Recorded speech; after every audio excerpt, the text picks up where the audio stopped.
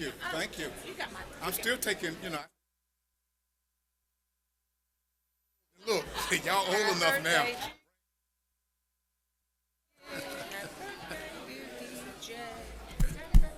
Happy birthday. He did say he.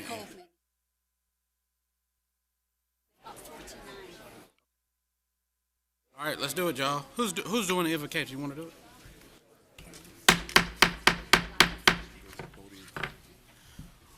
Well, good evening. We'd like to welcome everyone to the special meeting of the Fayetteville City Council public hearing.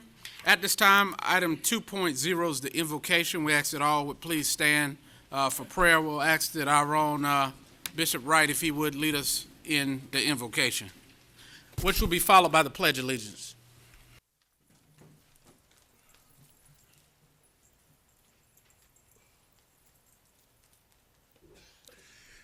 Let us pray. Heavenly Father, Almighty God, creators of the universe, we come to you this afternoon saying thank you. Thank you, God, for this great city of Fayetteville, North Carolina. Thank you for the mayor, the council, the staff, and all the great citizens of this beloved city. We're here tonight, God, standing before you, asking for wisdom, knowledge, and understanding, guidance.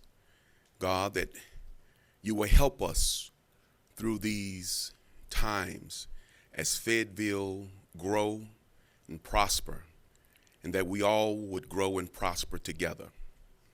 Be with us tonight, God, as we have dialogue and discussion and comments and heartfelt sentiments concerning this matter of the Civil War and Reconstruction History Center. Bless us all, God, that we'll be able to articulate our heartfelt points, and that at the end of the day, Lord, we will make the best choices together moving Fayetteville forward. In the mighty name of the Christ, Jesus, we pray. Amen.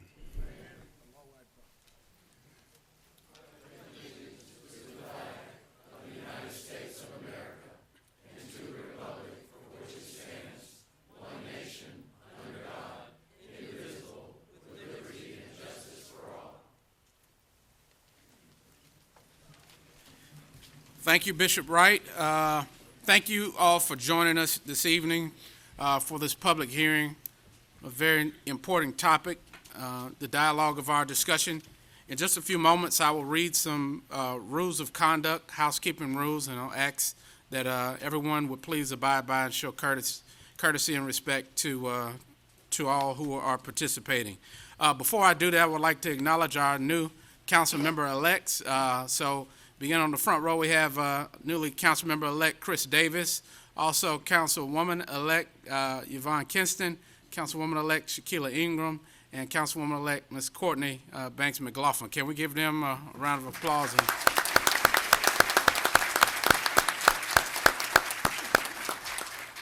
And we will not be joined tonight by I think our wisest council member, the dean of the city council, Councilman Chris, who will not be with us tonight. I think he'll join us by television. So, Mr. Chris, we feel your presence, sir. Tonight, we have some rules that have been adopted by the Fayetteville City Council for conduct, specifically for tonight's public forum. The public forum will begin at 6 p.m. We will conclude at 9 p.m. Each speaker will have up to 3 minutes to address the council on the topic of the Civil War History and Reconstruction Museum. No time will be yielded to any speaker by another speaker. The city clerk will act as the timekeeper. Anyone desiring to speak should have signed up in advance in person with the city clerk in the city manager's office suite by fax or email. Speakers will address the council, and we ask that you please direct all comments to the city council and not to each other. Tonight is for you to speak to us. Direct the city council. Speakers shall address the council from the podium and should not otherwise physically approach the council. Any written comments and/or supporting documents shall be remitted to the city clerk. And if the number of speakers exceed the allotted three-hour time limit, speakers can submit written comments in one of two ways between the dates of November 11th through 14th. Comments will be accepted from 9 a.m. on November 11th until midnight on the 14th. Comments must relate to the purpose of the hearing.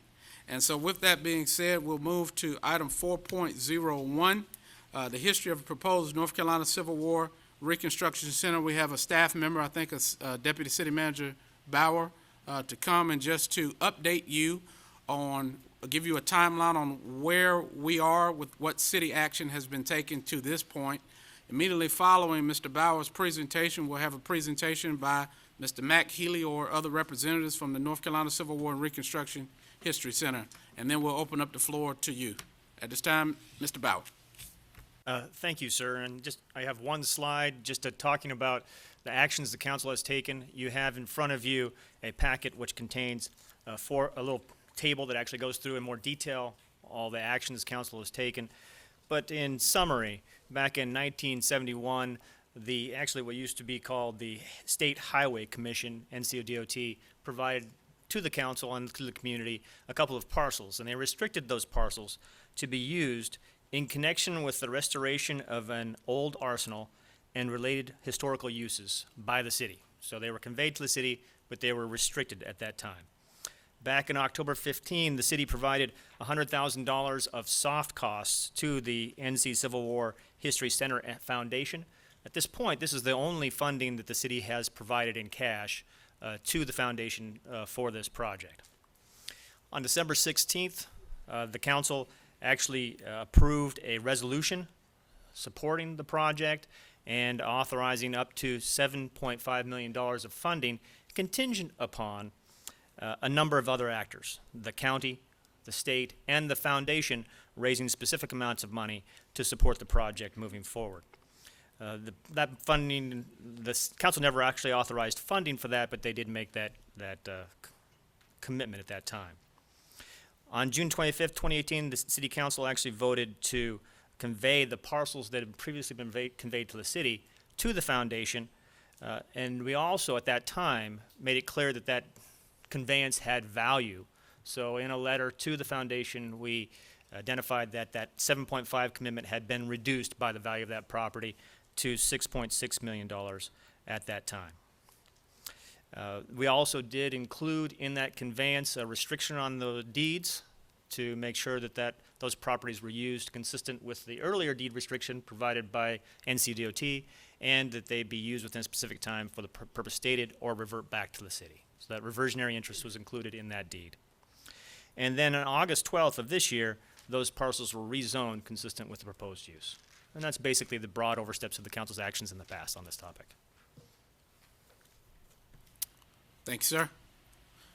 Item 4.02, presentation by the North Carolina Civil War Reconstruction History Center team, Mr. Healy. And forgot the most important part of tonight's conduct rules. We ask that you please refrain from any applauses, cheers, boos, as people make their comments or statements. Thank you.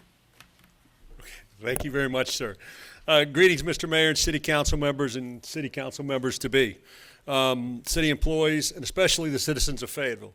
My name is Mac Healy, and I serve as chairman of the North Carolina Civil War and Reconstruction History Center Foundation Board. We're pleased to have this opportunity once again to present the History Center. We want to thank City Council for creating this forum for the citizens of this community so that they can hear our progress and share their views on this very special statewide project. I also want to thank several of your council members over the last several years who have gotten us in front of your constituents, and we appreciate that greatly. In the last 10 years, we've been invited to speak to a number of groups, and I'm proud to say that we've never not gone to talk to any invitations. So I would hope that if you don't get a chance tonight to talk, you'll invite us to talk to your group. The mission of the North Carolina Civil War and Reconstruction History Center is to tell the experience of all North Carolinians, black, white, Native American, slave or free, men, women, and children who continue to live in our state while the Civil War, its causes, outcomes swirled around the state during this tragic era in our history. Since its beginning over 13 years ago, the History Center has remained committed to our mission to provide a fact and evidence-based record of this period. It has been developed by scholars of national rank who are associated with major state and national universities. It will provide the truth about events and activities during the turbulent period from 1835 to 1900 and back up the truth with evidence. The center will be an interactive state-of-the-art exhibits in a building created by Victor Vines, our award-winning architect who worked on the National Museum of African American History and Culture in Washington, D.C., and Jerry Eisterholt, curator of the exhibits in the International Civil Rights Center and Museum in Greensboro. In addition, we are collecting personal family stories throughout the state to preserve a rich heritage of written and spoken words and to give added depth and richness to the North Carolina home front that we are telling. North Carolina, the History Center will be connected with students and senior scholars from Fayetteville State University and North Carolina Chapel Hill. They will continue to gather new evidence about the era and make it available through the History Center and its outreach programs. Those programs will include speakers of note like Harry Jones from the African American Civil War Museum in Washington, D.C., presentations on famous events, and from people like Philip Girard of University of North Carolina in Wilmington, who just won the North Carolina Prize for Literature for his books about the Wilmington Riot in 1899. There will be traveling exhibits, movies, theaters in the park, special programs for children, and excursions to other significant sites in North Carolina and beyond. The center will also be home to a statewide curriculum development project led by a group of senior and recognized scholars to bring the accurate and factual-based story of this era to all school children throughout North Carolina, especially those in the 4th, 8th, and 11th grades when North Carolina history is taught. This program has been approved by the North Carolina Board of Education and the State Superintendent of Public Instruction. The History Center building design and programs have been carefully monitored by the state of North Carolina through its Division of North Carolina History Museums in the Department of the Natural and Cultural Resources in Raleigh. Personnel there have been involved because they will be the ultimate managers of the facility, which will be a state of North Carolina museum. As the project goes forward, it will also be led by the North Carolina Civil War and Reconstruction History Center Foundation Board and its advisory board of scholars. Through planning for the development of the History Center, we learned that the facility and exhibits would cost approximately $65 million, now estimated at $80 million because of the increase in the price of materials and labor since the initial estimates were made. Those funds will be raised from 3 sources: private funders, local government funding, and ultimately the state of North Carolina. All these sources must participate together for the project to succeed. The state has earmarked over $50 million for this project. Private funders have contributed over $8 million so far. The city of Fayetteville and Cumberland County have agreed to contribute $7.5 each. Without the support of all 3 elements of this funding plan at the agreed upon amount, the project will certainly not be viable in Fayetteville. A team of nationally recognized estimators called Consult Econ has indicated that the History Center will bring up to an additional 130,000 visitors to Fayetteville each year. It will add 200 plus new jobs throughout the community and also bring an estimated $18 million in new money each year. With the North Carolina Civil War and Reconstruction History Center project, we aim for a new, relevant, and viable public understanding of the pre-Civil War, the war, and most importantly, the Reconstruction period. The often incorrect presentation of the events of this era continue to reverberate and affect the quality of life for all today. We hope to illuminate the economy of slavery and its end to convey to all North Carolinians the sacrifice, hardship, and degradation of those who lived in our state in this period. In the History Center, there will be no monuments. There will be no place for the lost cause of the Confederacy narrative that has been so prevalent in the past. The History Center is a learning center, a statewide educational outreach facility, and an economic development opportunity for our community. Its evidence will be seen throughout North Carolina that Fayetteville is a growing and progressive community. I'd like to touch on 3 separate issues that have been a little bit of disinformation, and I want to try and clear them up tonight as we do at all talks that we give. One of them is that the History Center will be a Confederate museum. To start with, I must point out that this will not be a museum that collects artifacts. It's a history center that collects history and ideas and functions as an educational institution. From the beginning, our mission was to continue to be that, and we will present the facts of this period vetted by experts. We will not continue to spread misinformation. We will educate, not advocate. The good news is that education is now, and always has been, the sworn enemy of ignorance. This will not in any way be a Confederate museum. The second item that's come up is that this History Center will house all the monuments. This is just simply not true. I will say that we were asked by the governor's office many months ago to take the monuments. And we said no, not no, but heck no. That's not who we are. That's not what we want to be. That's not what Fayetteville wants to be. So we said no. I'll also say that city council members and a number of us have been working with the legislators over the last couple of years. There is already several laws. House Bill 22 speaks exactly about the monuments. It says any object of remembrance may not be relocated to a museum, cemetery, or mausoleum unless it was originally placed at such a location. On top of that, I understand that the mayor's had some meetings and that one of our local delegates is willing to write a local ordinance in the state legislature which will preclude any monuments coming to this site. Third item is the History Center will glorify slavery and draw the wrong element to our community. Recently, we've seen hate-filled individuals carry out violence in many places, including a street in Charlottesville, a church in Charleston, to name a few. Refusing to build an education institution on account of a threat, either spoken or unspoken, means that those who stand to gain the most from that threat, in this case, hate-filled white supremacists, will win. This concerns us, and that's why we're doing something about it. The History Center, as written, and the history of the Civil War, as written and taught in North Carolina for generations, is far from accurate. Now it's decision time. Do we want to be that community that steps up and presents the truth of the horrible facts about this period?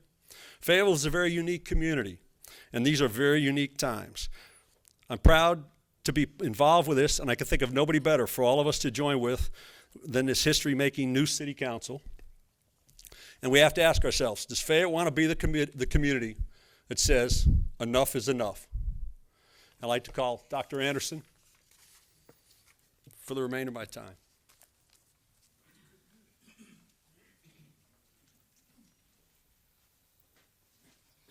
Thank you, Mac, Mr. Mayor, council members, great citizens of Fayetteville. I haven't retired. I'm still with Fayetteville State. I just stepped down this chance. I always get that because everybody says, oh, how is retirement? How is retirement? All right. I won't take probably more than 10 minutes in stating what I state. And I might reiterate a couple of things Max said, but I want to say them differently, okay? So rather than continuing to engage in the caustic rhetoric that's happened often around the conflict associated with the center, let's have an agreement that we're going to focus on the common elements. No matter what position you take on the center, aren't there some common elements we can have? Yes, and I'm going to give you a couple. What do I mean by common elements? Well, the center places Fayetteville in a unique position in the state, in the country, and in the world. It becomes associated with scholarship, educational excellence, and a unique approach to an educational revolution. No longer will Fayetteville only be associated with Fort Bragg and the military. And everywhere I travel, when I say I'm from Fayetteville, they say, oh, Fort Bragg, yeah, the military. They don't talk about us in terms of our scholarship, our educational excellence, our K through 12, et cetera. And so I think all of us, no matter what your position is, want that to happen. Another common element we can have is I support any entity that brings 200 jobs to the city, roughly 200 jobs. I support any entity, and I keep using the word entity because we haven't decided what it's going to look like or exactly what the position will be on this. Any entity that K through 12 teachers are so excited about this center. If you have not heard, they are very excited. And when you ask them why they're excited, they say because for the first time, our students will be getting a true representation of what slavery, Reconstruction meant, especially in the state of North Carolina. And that is something that's critical to the development of our students as they mature and become adults. I also support an entity that allows FSU, the other 9 HBCUs in North Carolina, Methodist University, Fayetteville Tech, it doesn't matter. Any entity that strengthens their history departments, that strengthens their scholarship, that allow them to get more grants to support what they do. Who in this room would not want that for our institutions? And finally, in terms of common elements, have always been enthralled by this notion of 10,000 stories from 10,000 people. Okay, so we have spent an inordinate amount of time trying to make sure that people, family members, ministers, anyone, whatever race, Native Americans, it doesn't matter, that they come forward with stories that they may have buried in their genealogical history and talk to us about those things and find a place. This will overlap, by the way, with the book that is coming out of FSU soon, which is the history of Fayetteville State University, 1867 to 2018. There's no way we can tell that story, if it's 1867, without overlapping with history and Reconstruction. So I would also like you to imagine an entity that on November 15th, 2021, okay, November 15th, 2021, that FSU, Methodist, UNC, University of Texas, Ghana, other African universities in other cities, countries there, Russia, etc., that all of these entities link into this technological wonder that the center is going to be. And no matter how much we emphasize that it's not going to be a traditional museum, a static museum, people will still come up and say that. It's not going to be that. It's going to be a technological wonder where at any point in time, anyone in the world can link. Any teacher in K through 12 can link into this. You might say, why would I say Russia? About 15 years ago when I was at NC State, I was called and asked to do a presentation, audio presentation with 300 people in Russia. High school students, college students, graduate students, scholars, etc. And they wanted me to discuss the history. They were really interested in African American history, and they wanted me to discuss that history from slavery to diversity in the year 2000. Do you know how much that is to cover? From slavery to diversity, going through all the world wars, okay, going through the civil rights movement, going through the black movement, the women's movement, everything, Vietnam War, etc. It took me about 3 hours to do that. So Russians seem to be more interested than a lot of people in Fayetteville, which is unbelievable that happens. 5 more minutes, Mayor? Okay. We must agree here and now that we will not support and glorify misinformation and lies. Okay? We're going to be guided by truth and scholarship. Anybody that wants to get up here and tell a lie and state misinformation, then give your source. Give your source. If you're going to come up here tonight and use your 3 minutes and say something about it's a monument to the Confederacy, absolutely. I've not heard that, and I've been to almost all the advisory board meetings, and I'm on the advisory board.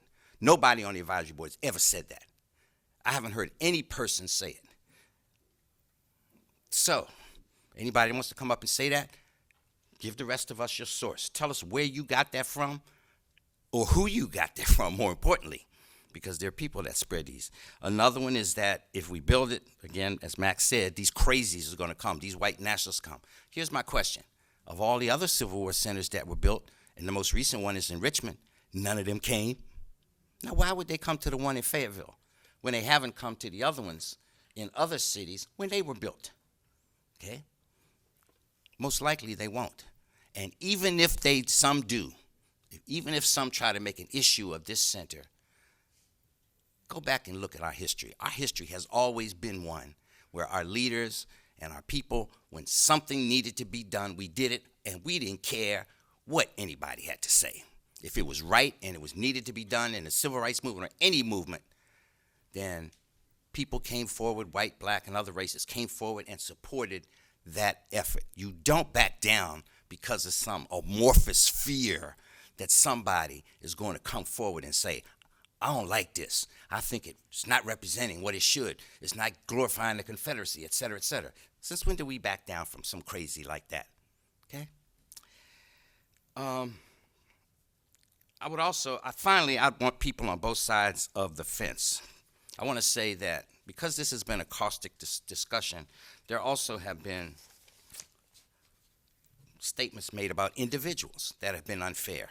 And I want to say that people on both sides of this discussion are, first of all, a lot of them are trustworthy, they're passionate. I don't agree with everybody. you know. But many of those individuals are my friends, and I would go to war with them. We just have perhaps a different perspective on this. But I feel in my heart, and as a scholar in psychology, which is my background, that it's necessary for us to have this entity to become identified as a center of excellence in the world. In the world, y'all have to come to grips with that. We're not talking about some fly-by-night thing. Dr. Anderson, 1 minute. That's it. Thank you. Thank you, sir. I just want to make sure that we give opportunity for speakers.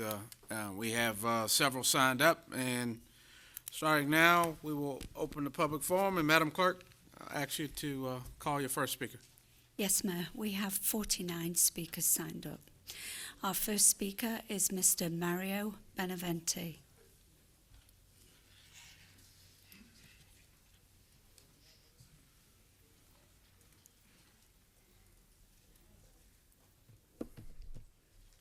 Good evening. Thank you so very much, City Council, for having us all here. And it's really encouraging to see how many folks have showed up and are ready to get engaged and stay plugged into the goings-ons of Fayetteville. This is really encouraging to see. I'm here to speak in support of the Civil War and Reconstruction History Center. I first heard about this History Center when Chancellor Anderson hosted a public forum about June of 2018. And I went there to ask some tough questions. I wasn't looking forward to this History Center. I was skeptical. I was there to find out if this was going to be more of the same type of experience I've had with the Civil War history. Even when I was in Cumberland County School System at E.E. Smith, we very much were told about the War of Northern Aggression and how the Confederacy was fighting for their states' rights. But we all know now it's states' rights to do what exactly?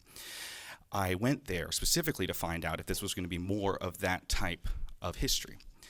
I have a personal experience from my last 2 semesters at UNC Chapel Hill, where myself and other students, we took time to demonstrate. We protested. We took 8 days, 24 hours in shifts to bring more attention to the Silent Sam Confederate monument, a monument to white supremacy that we wanted to be removed from the entrance of our university. And of course, that was taken down later on, but I wasn't involved with that stuff. It was very much the up and up. I spoke to the Board of Trustees, I spoke to the Board of Governors, explaining to them the ultra-hazardous environment that we understand these Confederate monuments during that time were creating in places like Charlottesville and elsewhere. So I didn't want that in my city. I didn't want that in my hometown. When I hear about the students or the young people who came with signs the other day, yes, that's the kind of demonstration and activism that I would have otherwise been on.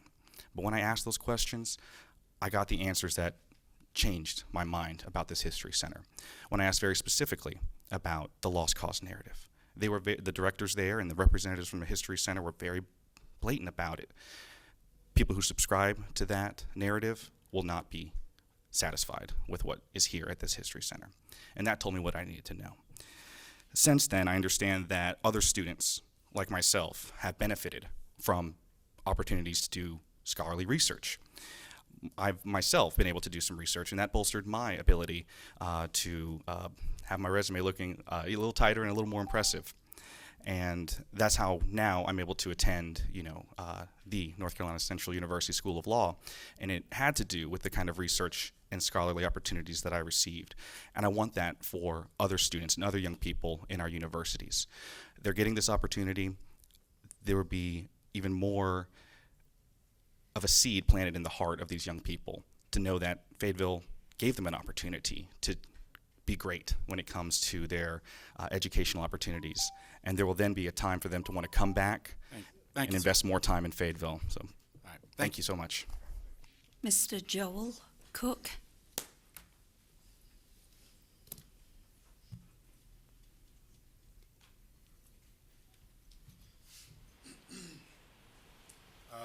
Good evening, and thank you for having me here tonight. My name is Joel Cook. I'm a graduate of Jack Britt High School, graduate of Fayetteville State University with a degree in history and a degree in intelligence studies. I'm currently at East Carolina University, getting my master's degree in underwater archaeology. So I study ships. I study all types of underwater and maritime related things. But more importantly, this degree is going to certify me as an archaeologist both on land and in water by the time I graduate. I'm here tonight to advocate for the museum because I constantly hear as when I come home to visit Fayetteville, when I'm talking to people from the city. I've talked to council members before at different times when it was a different council, and the thing that you commonly hear is that, oh, we want our talent to stay home. We want you kids that are talented to come back to Fayetteville and give to Fayetteville. I have nothing more that I would like to do than give the talent that I have to this city. This museum is the first opportunity that young people from the city have ever had to give their talent to this city. I've worked at the Museum of the American Revolution. I've worked at the New York Historical Society. I've worked with lots of different places. I have connections from Saipan all the way to Senegal and from Canada down to Costa Rica. I just think it's very important when you're considering what the move is going to be with this museum that you consider the young people and what we can give overall. Because I understand that $7.5 million isn't a lot of money. But if you have, let's say 50 or 60 professional jobs that come in with this museum, you're going to recoup that money in a matter of years, because if we move back to the city, we have to buy houses, we have to pay taxes, we have to do all types of things that are going to give revenue to the city, besides the fact that we are talented, and when people come to see the museum, they want to see us and they want to hear what we have to say. So I just think that it's very important that you consider that you have the talent here, and this museum is going to keep that talent home. And with that, I yield the balance of my time. Thank you. Miss Stella Mullen.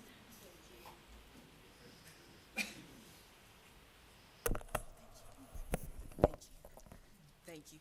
I am here tonight to speak in favor of the North Carolina Civil War and Reconstruction History Center. I believe it is morally and ethically wrong to pull the plug on a project that was approved by our city council and our mayor simply because of misinformed, politically driven people. Our aquarium has been shelved. Our riverfront development has suffered severe setbacks. Please don't allow this project to fall into the same uncompleted category. History, with all its pain and glory, needs to be remembered, not silenced. Fayetteville has a story to tell, and it needs to be told. Scholars from all races and walks of life have worked hard on this project for over 10 years. Millions of dollars have been collected for this. It has been said that there is mistrust by some in the community concerning the validity of this project. But if we break our pledges, how can anyone trust us? Since Bible days, slavery with all its evils has existed.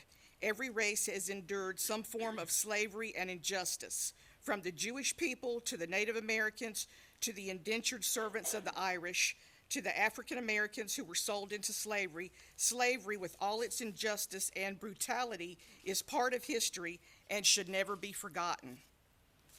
How can we grow as a people if we silence history? How will our children know what happened to their ancestors if history is denied?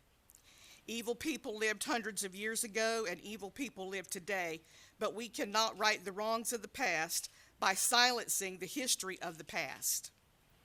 I am asking for our council to stand on the side of knowledge and honor the commitments that were made. The residents of Fayetteville deserve to have this state-of-the-art learning facility in our city. This should not be a race issue, a Democrat or Republican issue. This is a knowledge issue, and knowledge is for everyone.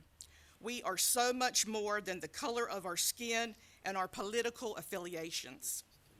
In closing, I would be remiss if I did not mention that slavery is still alive today. We call it human trafficking.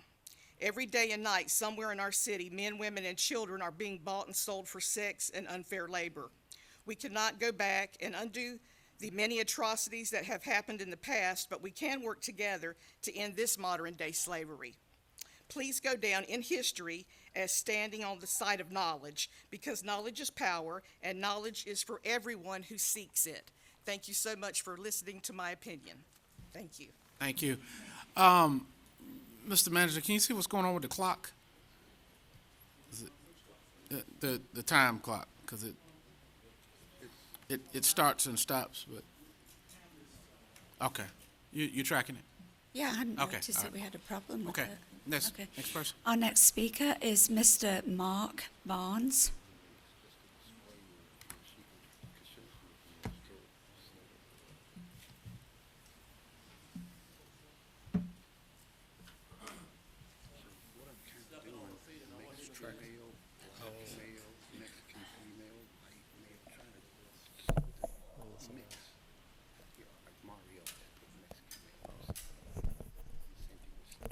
ready? Okay. I'm Mark Barnes, and for 15 years, I lived and worked in Fayetteville. I worked as a reporter for the Fayetteville Observer. I covered courts, a little bit of business.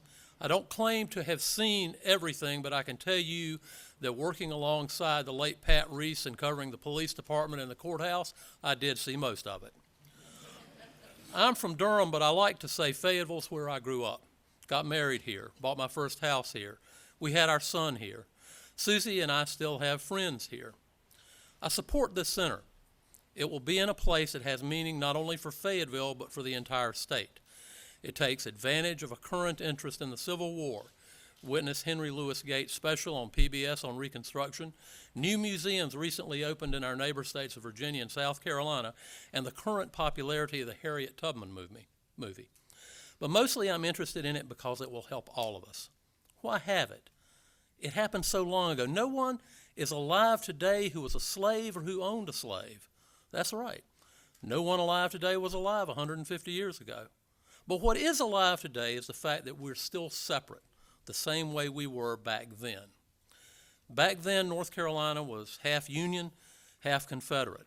Seceding from the Union passed by the narrowest of margins, and those making that call did not include free blacks or slaves or women or men who didn't own a certain amount of real estate.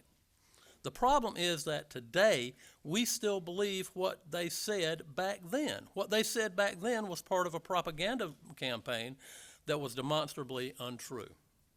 Today's historians and academic peer-reviewed research have long discounted the notion that it had to do with states' rights in one country, the United States, trying to dominate the South. It was, in a word, about slavery. Do nothing? Leave the story as it is? No, the story's wrong. Others have told this story long enough and they've gotten it wrong. Leaving it as it is continues that wrong. We should take that story and make it right, not just here, but across North Carolina and the country. The academics, the historians, the professionals can give us the truth about what happened during those times. North Carolinians, through oral histories, can give us the truth about what happened in their own lives. And then the center can take all of that and give it to school children. Information that comes from a Duke University historian who advised the producers of the Harriet movie instead of an unknown Confederate propagandist who came along during Reconstruction and told versions intended to build Jim Crow. Bear with me a sec. Novelist James Baldwin once wrote this, and I think it's appropriate. Not everything that is faced can be changed, but nothing can be changed until it is faced. And that's how you build a more perfect union. Our next speaker is Mr. Strauss Davis. And we'd just like to remind everyone that there is a buzzer at 30 seconds, which is just a warning that you have 30 seconds. So it's not necessarily saying time is up. So, but we're tracking it, make sure we're fair. Let me preface my statement. I suffered two subdural hematomas in May of this year. I was in a coma for 10 days. So my speech is somewhat halting. So I'm sorry. I suffered two subdural hematomas in May of this year, and so my speech is somewhat halting. I can't sometimes get the words out, but I'm here by the grace of God. But anyway, let me continue. We know while the civil war was fought by true history. We know that what happened during Reconstruction, because true history tells us so. We know why Reconstruction ended. True history tells us so. We know what effect it had on Black Americans, and because it was ended. We know what economics it had on Jim Crow laws had on Black America because of it ending. Why immortalize these things in a museum? Now, my position is, this is the time of information and technology. We don't have to have brick and mortar buildings. We can put this on DVDs, and we can sell these things. When I graduated from college here, I couldn't work in this state. I had to take my talents out of this state because I couldn't get a job here because of the color of my skin. I couldn't do that. I had to leave this state because of the division of this southern state, I had to go out of this country. I had to take my talents because the segregation was here. It's still here. So why would I support a museum here?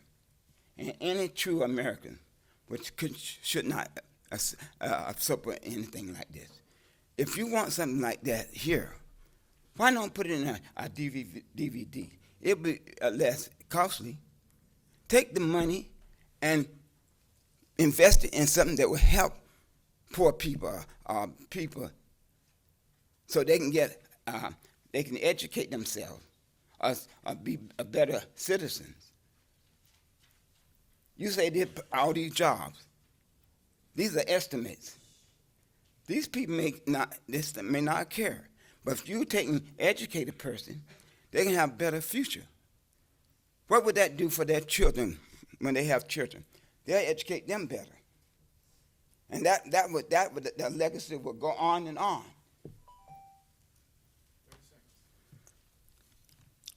So I would like to tell more, but I got carried away. But I can't support this museum in brick and mortar form. I can support it in DVDs and sell those. And I hope that true Americans would do likewise. True North Carolinians would do like that. Our next speaker is Mr. Angel Robles. Mr. Angel Robles.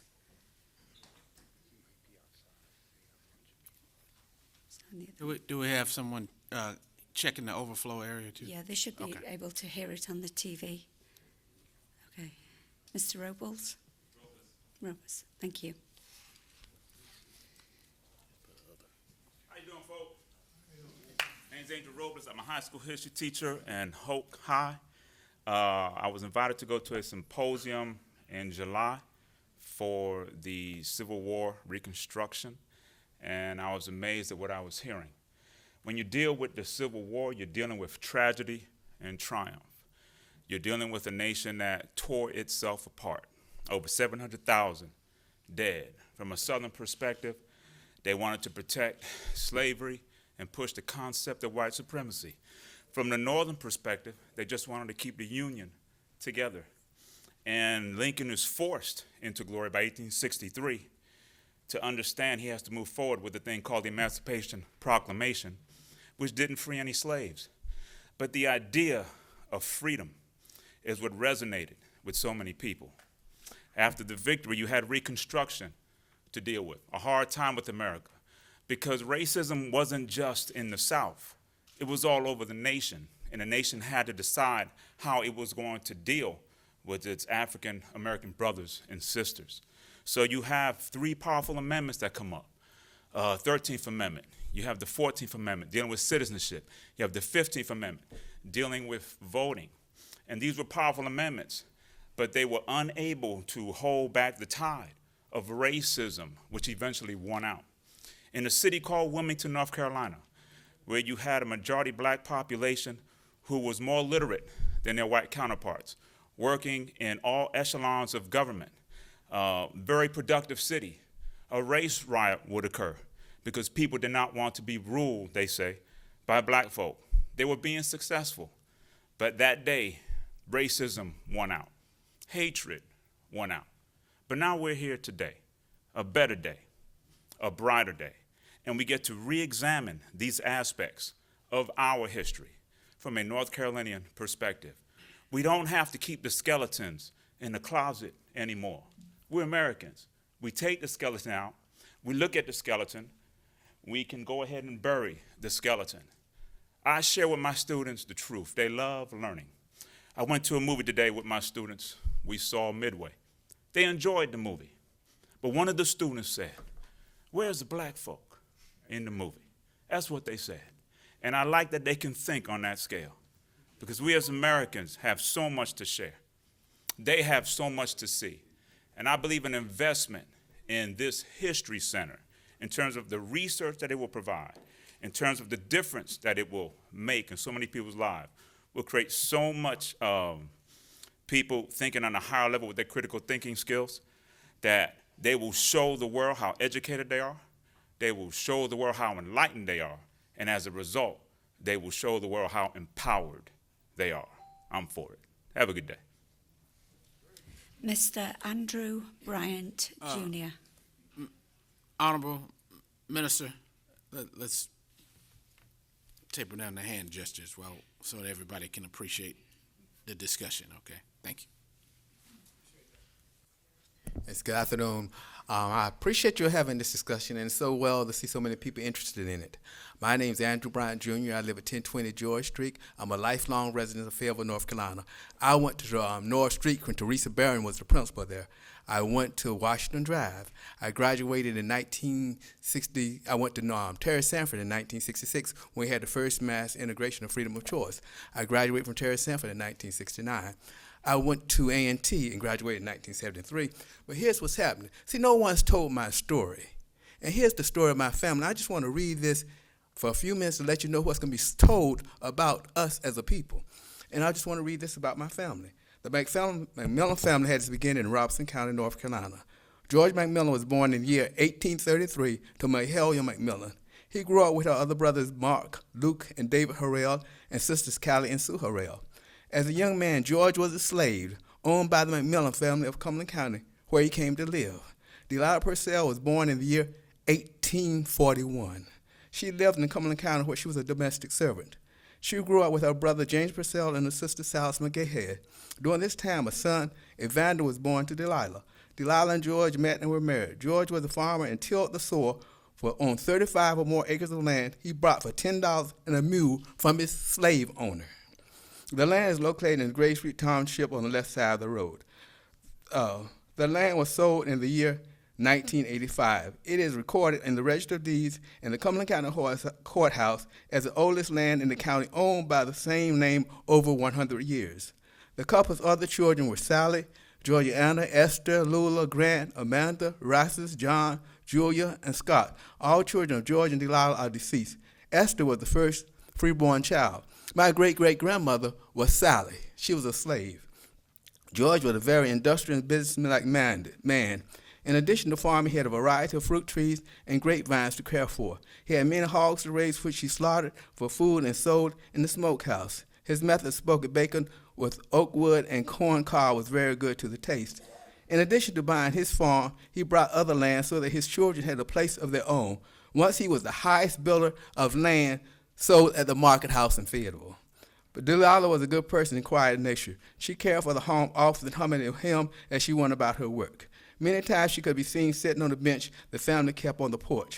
Their children married and had large families. Evander had 6 children, Sally had 4, Georgiana had 4, and then George McMillan died February 22nd, 1920 at the age of 87. Delilah died December 5th, 1996 at the age of 75. When this was going out, there were 7 generations. Now there are 9. I have a daughter, Yor. She's a graduate of Fayetteville State and also working on her master's at Pembroke. Now she has a daughter named Adara. Adara is at Pine Forest. See, these stories I need to be told. If nobody else don't tell these stories beside the museum, not the museum, but the center, who else can sell? I thank you. I think that's my time, right? Yes. Thank you.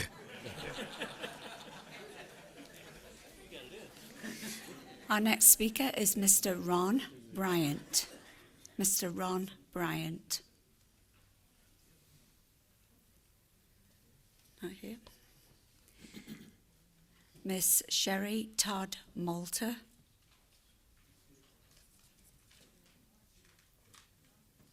Oh, is that Mr. Bryant? Okay.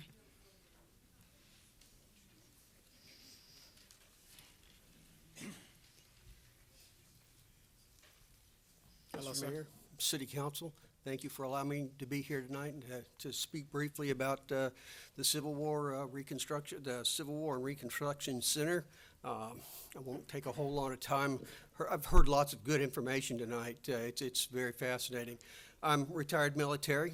This is my wife's home, so hence ergo, this is my home, and we've been here for I've been here for 25 years. My wife's for her whole entire time.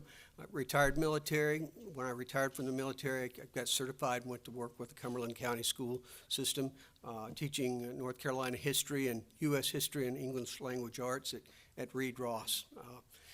I retired from the school system 2 years ago, and I volunteer up at the museum right now. I really enjoy doing the elementary kids coming up. They're sponges that just want to learn everything that they can about history, and some of the questions are so articulate and so intelligent. And then I have to back off a little bit and wonder what happens between 5th grade and 8th grade. But, strange things, okay? But I love teaching 8th graders, okay? And I love the Museum of the Cape Fear and the staff that's there. Lisa Greathouse, the curator of education. The high point of every year for me was the Festival of Yesteryear, which was held in September. And we were a year-round school, so we're always able to use that as a caveat. If you go and attend and do certain things that I laid out, it was worth an extra 100 test grade. And we would have a tremendous number of students go there with their parents. And repeatedly I was told by parents who had lived here their whole life, I didn't know this was here. I didn't know about this museum. I didn't know about the history. So anything that brings enlightenment to the community, I strongly support it. There are people far more articulate and educated than I am with the facts and the figures and the numbers they've given. As long as this museum tells the story of the war through everyone's eyes in a fair and impartial manner. I always remember Zebulon Vance, who went on to become, he was a state senator at the time, but I remember when the Ordinance of Succession was voted upon the second time in Raleigh. The first time it was voted down, as one of the speakers said. In fact, ironically, the state of North Carolina had to vote twice before it joined the United States. I often think that it's sort of the Rhode Island of the South. But in any event, Governor Vance was against secession until the call for troops came. And then with great a heavy heart, he decided to go with the Confederacy because he didn't want to kill family members. So as long as the war can be told through everyone's eyes and how traumatic it was for everyone, I think that would be great. Thank you very much for your time. Thank you. Our next speaker is Ms. Sherry Todd Malta. The speaker after Ms. Malta will be Mr. Ralph Huff, followed by Mr. Tom Holt. Just doing that in the interest of time. Hello, I'm Sherry Moulter. In 2016, I was introduced to the History Center when I did an internship there. After I graduated, the center hired me as an employee. First, I did research to find the descendants of the 22 Cumberland County men who served in the 135th U.S. Colored Troops. I was most successful finding the descendants of Mars Evans and David Walker, whose family, including his grandson, a veteran and Congressional Gold Medal recipient, attended our Phase 1 groundbreaking ceremony. In May 2018, I was asked to concentrate my efforts on raising awareness of the 100 Stories from 100 Counties project. To do this, I joined genealogy and historical groups from all over the state, face-to-face and through social media. Currently, I'm a member of over 200 groups, interacting with over 350,000 members. We accept stories based on oral traditions, genealogical research, and primary documents such as letters and journals. In the past 15 months, I've gathered, vetted, written, edited, and/or transcribed 342 stories, which have been published on our website's Featured Stories page. There you can find the stories of Jacob Bryant, a Lumbee man who fought for the Confederacy, and Amanda Powell, a blind woman who survived enslavement and told her grandson about her experiences. You can find a letter that William Brown, a Lincoln County man who joined the Confederacy, wrote to his wife. In it, you can hear how much he missed her and his baby. Later, he's taken prisoner twice and switches allegiance and fights for the Union for the remainder of the war. You'll see the stories of Parker David and Augustus Robbins, brothers and free persons of color, who served in the 2nd Regiment, U.S. Colored Cavalry, both landowners of Hertford County. You'll learn about Rutha Dennis, a Pitt County woman who walked to an Army hospital in Virginia so she could nurse her brother back to health. You'll find the story of Jonas Griffin, a formerly enslaved Martin County man who served in Company F of the 37th U.S. Colored Troops, and his wife, Rose. You can read the last letter written by Philip Beatty, a Cleveland County man who tells his wife, mother, and sister that he loves them, that he's glad the harvest was successful, and that he would have liked to have been there for supper afterward to eat some dumplings. He died at Fredericksburg less than a month later. Storytelling is powerful.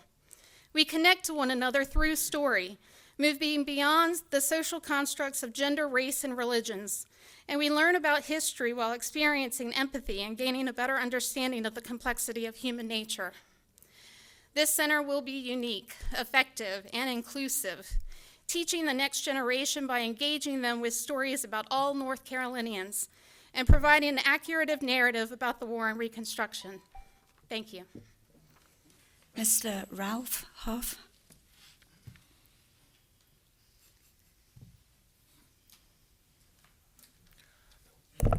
Ralph Huff, 606 Forest Lake Road.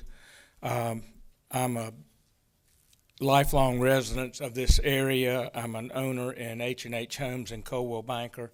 And first, I want to thank the mayor for being here tonight, and I offer my condolences to your family. I want to thank the council for working on this project for 3 years, and I want to thank you for being here to hear the truth about what this History Center is going to be. I want to thank the 300 people who are here who filled up this room and the room next door and are filled up the lobby because they're taking the time to learn the truth. And they're here in spite of the Tar Heels being on Channel 300.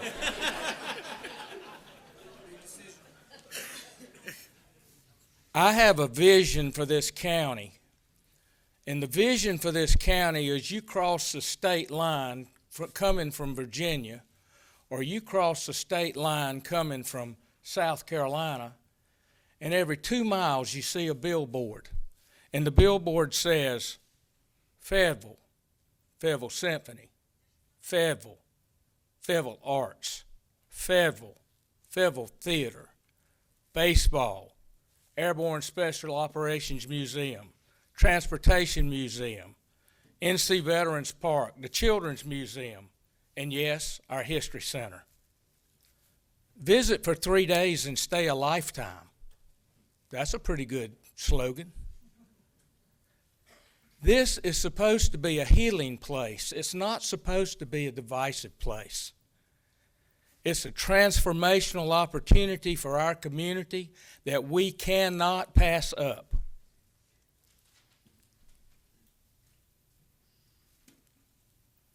I'm almost 70 years old. I went to school in Hoke County. I never knew there was such a thing as a green book until I saw the movie. I didn't know in 1932 you could go on trial for marrying a white woman. There will be no statues, and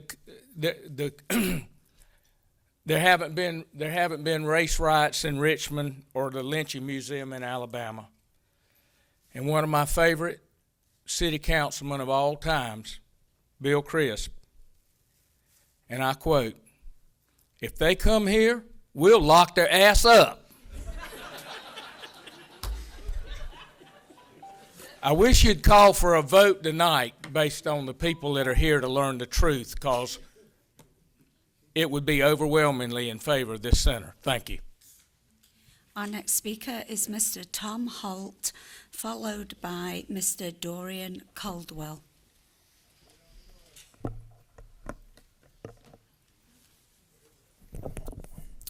Good evening, Mr. Mayor, members of City Council. My name is Tom Holt. I've only been in this city for 45 years. I live at 202 Hinsdale Avenue, some 2 blocks from the location designated for this History Center. I came here tonight to learn, and as my longtime friend Ralph has indicated, I've learned a lot tonight, and what I've learned has been good. And I want to share with you why I think this center is so important to me and people like me. I had the opportunity this past summer to go out west to Texas, and on as part of that, I took an excursion to Tulsa, Oklahoma, which is near where a lot of my family grew up in Oklahoma. I took a full day and spent at Greenwood in Tulsa, Oklahoma. And for those of you who don't know about Greenwood, Greenwood was known as the Black Wall Street, and in 1921 suffered one of the biggest massacres of race proportions in this country's history. And I want to speak. I spent time. It's a tremendous location. It is a wonderful learning experience for me. I spent time at the John Hope Franklin Reconciliation Park as well. And for my brother who spoke earlier about why we should do this on DVD rather brick and mortar or as a location, I can tell you that for people like me, I needed to see the people who were there too. I needed to read those, I needed to see those pictures. I needed to read those stories of people who went through what happened in Greenwood in 1921. That is what will happen with people coming to this center. It is a learning place. It is not a memorial place. That was what I like about what I've heard tonight and what I've read before coming here tonight. People like me need this. People like my children needed this. I'd like some people of my generation, think about what you learned in your U.S. history about the years 1865 to 1900. For me, it was a black hole. There was nothing there. I don't know anything about that. And I had to go out and find out about that after being told about Dr. Prather's book and about the Wilmington Massacre of 1898. It's important. It has changed me. It will change people, and it will change them for the right reasons and in a better way. We cannot continue to have silos of information being built technologically or physically in this country. We need to eliminate those silos. This center is anything but a silo. It's a tree that spreads out and will bring shade and nourishment to those people who come and take advantage of it. Be a part of that. But if you don't trust this city and this county and these citizens behind me to do the right thing from this moment on, then don't do it. Don't do it if you don't trust them. But if you trust them and believe in this community, you've got to do it. Thank you. Our next speaker is Mr. Dorian Caldwell, followed by Mr. John Caldwell. Before I begin, I have some prepared notes that I'm not going to read. Who would I give them to?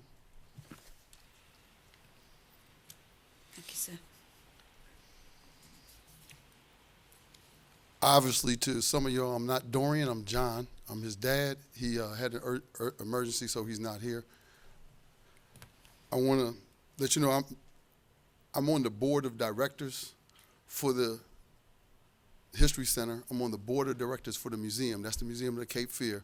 I'm also on the committee, African American Committee, Heritage Committee for the museum, which is the Cape Fear Museum. I want to tell you, I want to talk to each of you because y'all know I like to write a lot. So, well, just a little bit anyways. This is about two things. That's what it boils down to, two things, just two things. You can jot this down. Two things, vision and process. So I thank you, Mr. Mayor, for calling this, because this is very important about the process. And that process is how we get to the vision, a vision that's going to be an educational platform for this community, for this region, and for this state. And if we think with that in terms, and then we think in terms of what will be the story told of us in 2120, when y'all do y'all strategic get-together next month and going into January, and those are the new council members, you're going to be talking about what do y'all want to see in 2120. Y'all veterans know that's what we need to be talking about. Will we be added to the list of generations of missed opportunities? 95 getting pushed out, plank roads instead of steel roads, or what we call today railroads. State Capitol, missing that opportunity. What will mark the year can we mark the year 2020 as a council that was courageous enough to change our world here locally with a historic election of all these women and these African Americans? Can we be that courageous? Last, I want to say, well, before I say that, I met David Blight, I met Harry Jones, and a number of other scholars that want to tell their story, and they want to find a way to communicate it to our youngest children.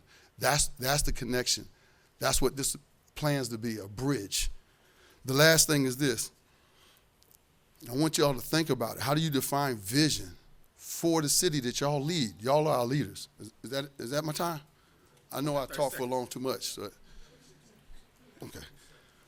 Vision is building today as we enter 2020 what we need for our vision of Fayetteville in 2120.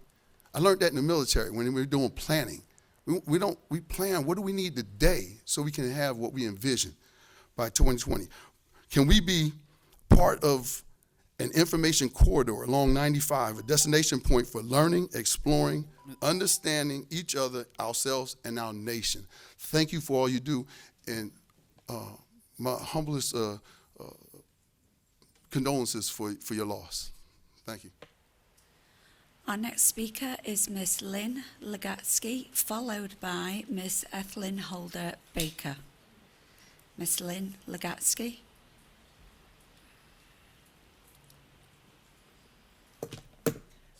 Good evening, Mayor, council members, new council members. I'm here in support of the proposed Civil War and Reconstruction History Center. The following remarks detail my journey from an early informational meeting years ago to the podium today. I came away from the first presentation with two thoughts. First, what an ambitious project. At the time, remember how long ago it was, $65 million? Really? And the second thought was here in Fayetteville. This was before we had a baseball stadium and before the renovations to the Prince Charles. Now it doesn't seem so unattainable. I got much more involved in this project when I was a board member of Cumberland Community Foundation, and the foundation of the center presented to the board their ideas of how they were going to get this off the ground, and they also accompanied that with a request for funds. You can imagine the type of lengthy debate we had, the questions we asked. After all that, the board voted to grant $500,000 to the project in the belief that it would be an economic and social game changer for our city of Fayetteville. The funds are still there, waiting for this to be completed and all the legalities to be taken care of, and of course the money to be raised. I felt good about my vote. I checked all the boxes. Positive economic impact, yes, of course.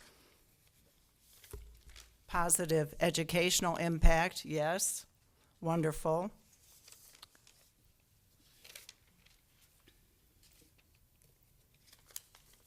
Too many pages. Hold on.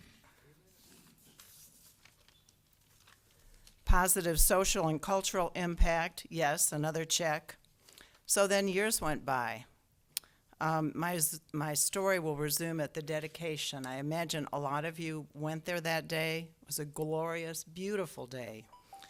Oh, I came in late. I was in the back, and I was drifting away as the dignitaries spoke.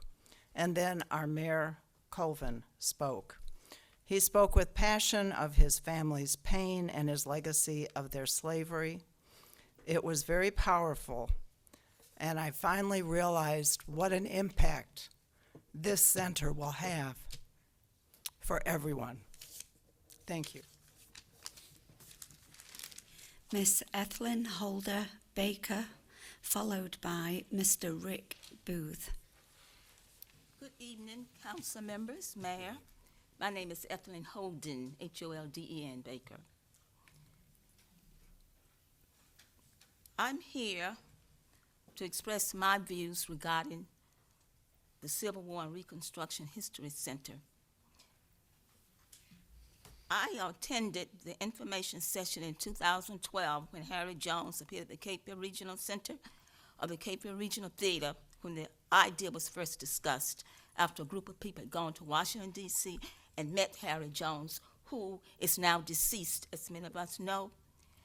I also attended the session held at the Rudolph Jones Center in July 2018, where he presented compelling information supporting the fact that black soldiers also fought for our freedom, and the session following his untimely death, as well as the other information sessions that were held at the Highland Presbyterian Church and the headquarters library.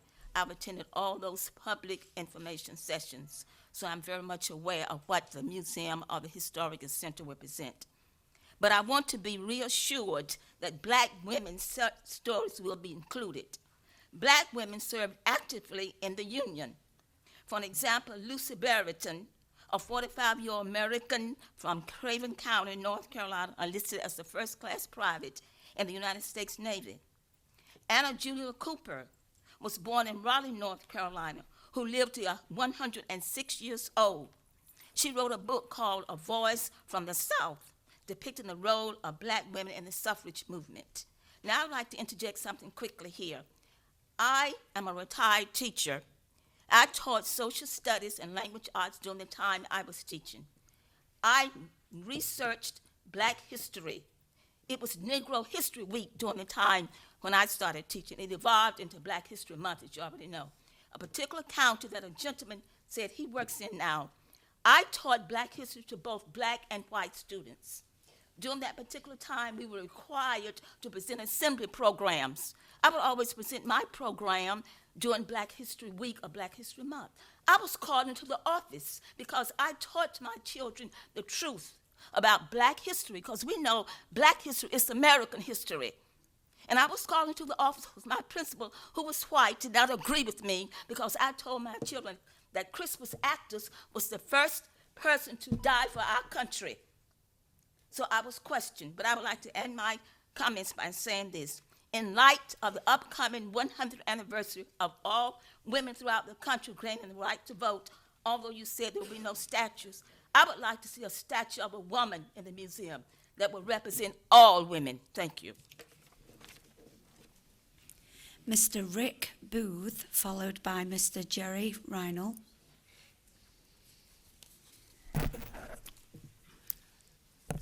Mayor and City Council, thank you for allowing us this time to speak.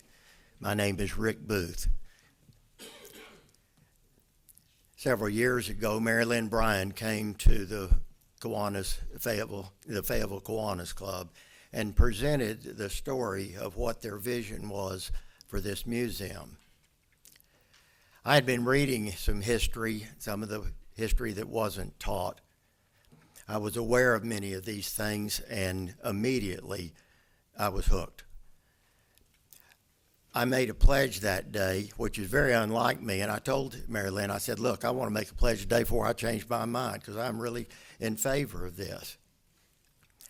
And I did that because I trusted her. I knew her reputation. I knew Mac Healy. There was trust there.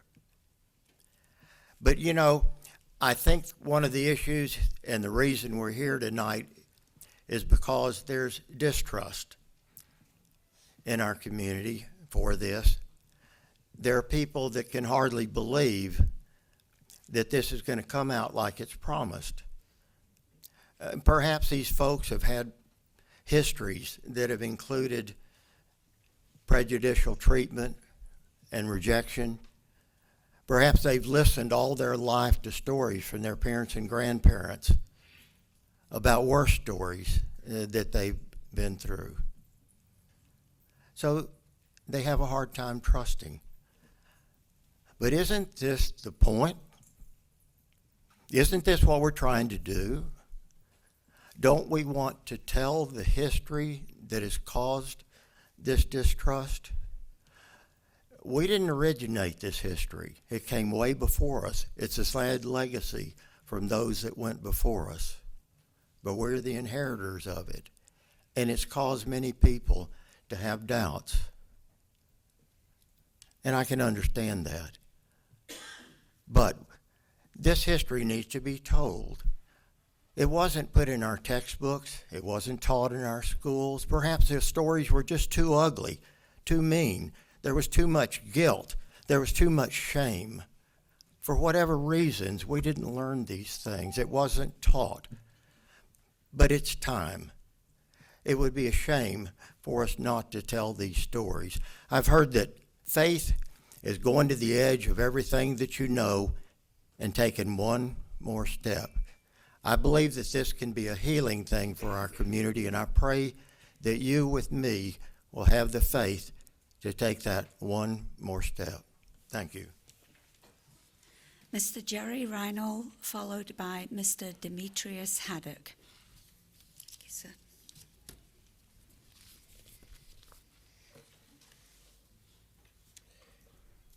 CIA book reports.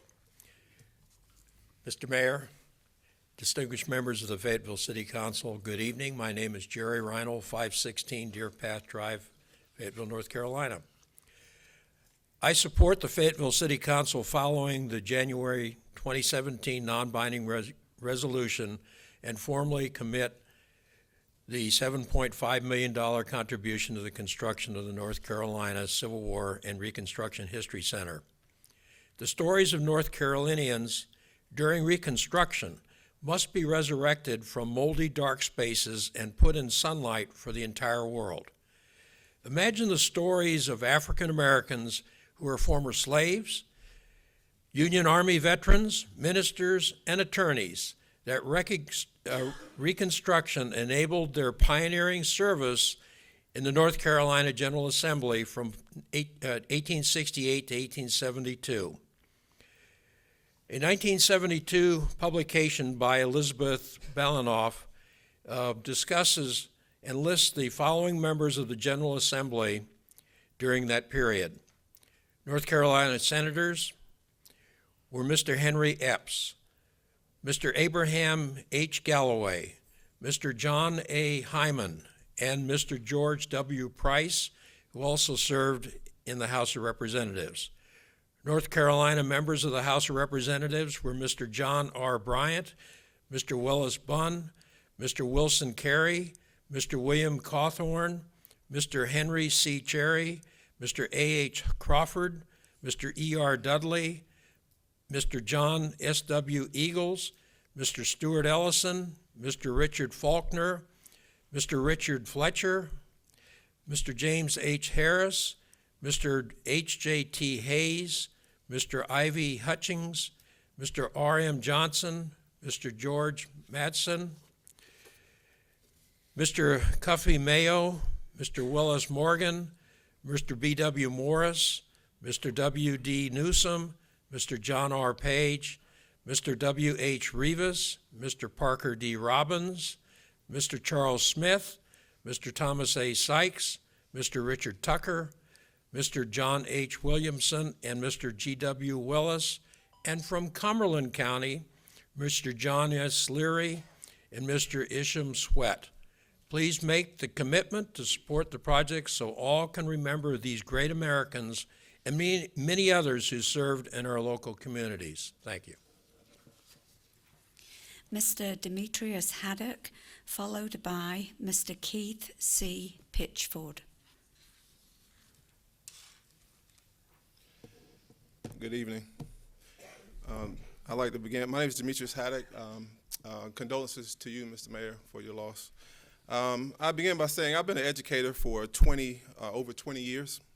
I'm finding more incidents today than ever of students having difficulty separating the real world from fiction that they watch or read on television or in the movies or online videos. With no in-depth historical awareness or dialogue to guide their thinking, more and more students' thoughts are being shaped by myth, fiction, and outright fantasy on very important issues. Such thinking is not new, however. It is, after all, a movie, Birth of a Nation, that re-energized racial divisions in 1915 with its historical fiction. A few years later, tensions boiled over in what has been named the Red Summer of 1919. If you're not aware of that, research that. That's definitely worth researching.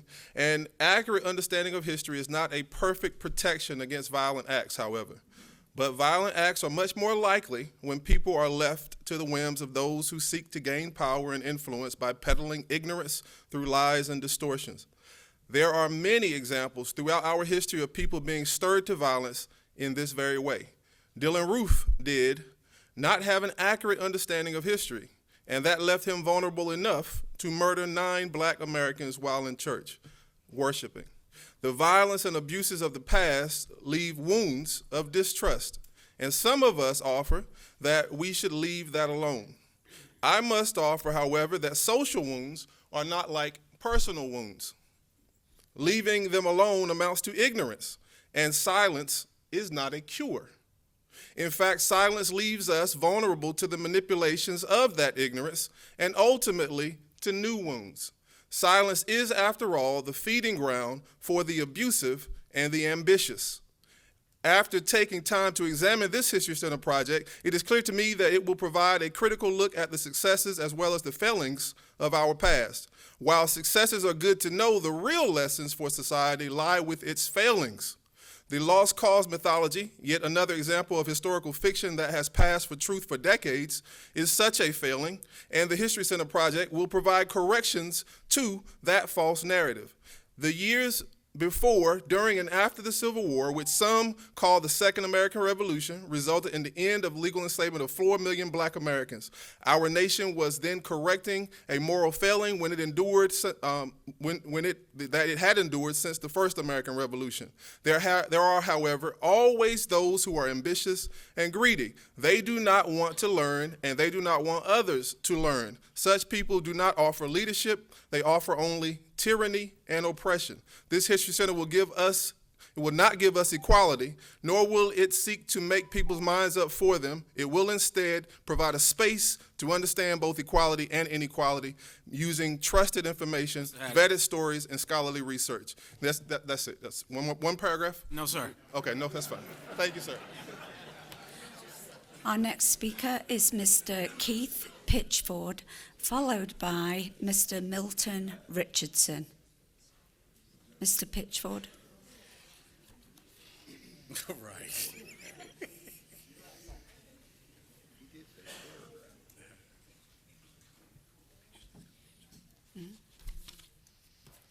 Thank you for the opportunity. My name is Keith C. Pitchford. I am a native of Fayetteville. I attended E.E. Smith, class of 1992, and I am a former employee of the Museum of the Cape Fear and current history social studies teacher at Max Abbott Middle School of 8th grade students. I'm in favor of the North Carolina Civil War and Museum Reconstruction History Center. I was fortunate enough to be one of the few selected teachers to provide insight on the benefits of this History Center 2 summers ago. I was able to hear firsthand from other lovers of history about the importance of this History Center to the state of North Carolina. This History Center is not to be a collection of relics, a visual reminder of the past. As the name implies, it is to be a place of learning, a resource that first and foremost will enable students on any level access to accounts of the lives of North Carolinians affected during this time period.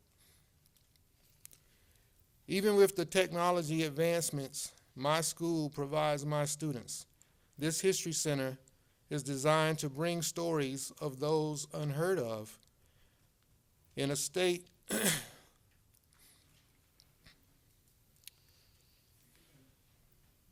in a state-of-the-art way, which will affect the interests of my past, current, and future students.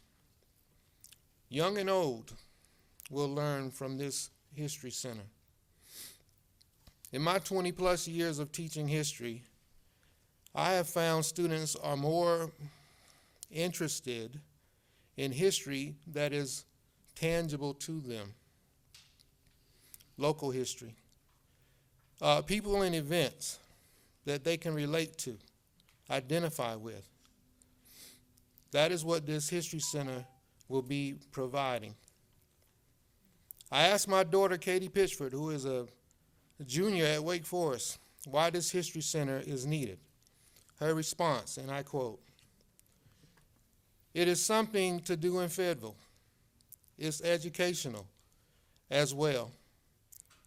It can be modeled for all ages and used as an educational tool for nearby schools. It offers a way for youth to get involved with the presentation of Fayetteville history. Mr. Bishop? It allows the entire town to reflect on our past." Thank you. Our next speaker is Mr. Milton Richardson, followed by Miss Nicole Young.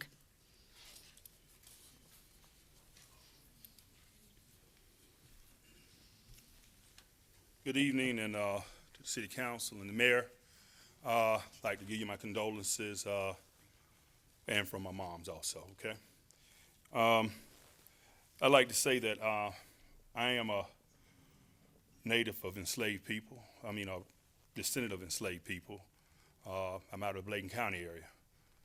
My father's great-grandfather was a Jim Doc Richardson. Okay, and anybody in our family gets upset or decide they have an attitude about something, they say that's the Jim Doc coming out of you. So we have a history also, okay? Now, I've had the opportunity to hear about the History Center, and when I first heard about it, I was not really for it, okay? Then I did some research and talked to some of the folks that's on the board and talked to other folks and found out that there's more to it than what I first heard. So I had the opportunity to go to a couple of meetings, 2 meetings. First meeting I went to was at Seabrook Center, and wasn't quite presented the way that everybody should have heard it, because it jumped into uproar. It was one group against another. I had the opportunity to attend another meeting, and at that meeting there was a flyer going through the neighborhood. It called it the Civil War Museum. So at that meeting, I asked a question of the city officials that were there, and I said, had it ever been called that? I was told no. But the person that put on the affair said, I can call it what I want to. Misinformation is disinformation, folks. So you got to put it out there right. Then I had another state official that attended a meeting. And in front of a PowerPoint behind him, it said the Confederate Museum at a community meeting. Now, can you believe this meeting really upset the folks? But the state official knew better, because he was at the same meeting that I found that wasn't a real name the first time. So now I'm saying that for as far as this center is concerned, it's about educating the youth, because some of us are already stuck in our ways. But if the youth can hear the truth, they will change this nation for the better. There's a book by Carter G. Whistle, Miseducation of the Negro. There needs to be one called The Miseducation of the Caucasian also, because both sides have been miseducated. This center has a chance to change all of that. I'd like to thank you for the time. I'm not a real public speaker, but the time's up. Okay, y'all have a great day. Thank you for your time. I know, Milt. Miss Nicole Young, followed by Mr. Carl Legatsky. Miss Nicole Young.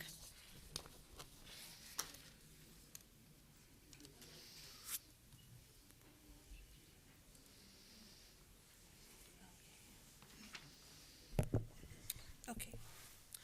All right. Okay. Good evening, City Council members and also City Council members-elect. My name is Nicole Young. I work at Chestnut Library of Fayetteville State University in the Archives and Special Collections. Normally, I deal with the history of the university, and of course that means we're talking about Reconstruction era North Carolina. But I'm here today to talk about my family's history in regards to Reconstruction. On my extended family side, we actually had members who unfortunately encountered having to deal with slavery, such as the Evans family, who were actually enslaved by the Evans of Dairy Farm Road area. Their cemetery is actually still back there. Unfortunately, one member was actually sold at either the market house or the townhouse. And what I notice now is that there's a lot of talk about the market house and how it's a symbol of that terrible legacy. And I understand that some people want to see it torn down, but I think that we need to talk about it more. We need to talk to the youth about what it was meant to be, what was the townhouse meant to be, as far as to unfortunately sell members of the African American heritage into slavery. The other side of my family, the Bryants, were actually free African Americans here in Fayetteville. One of them, for my extended family, one of my ancestors, David A. Bryant, was actually one of the 7 founders of Fayetteville State University. While even before that, when General Sherman's troops came into Fayetteville, he actually met General Sherman's troops. And he was actually reimbursed by the U.S. government for the supplies that were taken from his farm. Even after that, black citizens in Fayetteville during Reconstruction were thriving. We actually used to celebrate Emancipation Proclamation Day here in Fayetteville. We would assemble at the Howard School, which was Fayetteville State back then, on Gillespie Street, and march through downtown Fayetteville around the Market House to Evans Metropolitan, which was also founded by a free black man. These stories are things that I feel should be told to the public. They shouldn't be just held at Fayetteville State University, and I look forward to hopefully hearing more stories by African Americans here in Fayetteville. Thank you. Mr. Carl Legatsky, followed by Mr. Stephen Lavelle.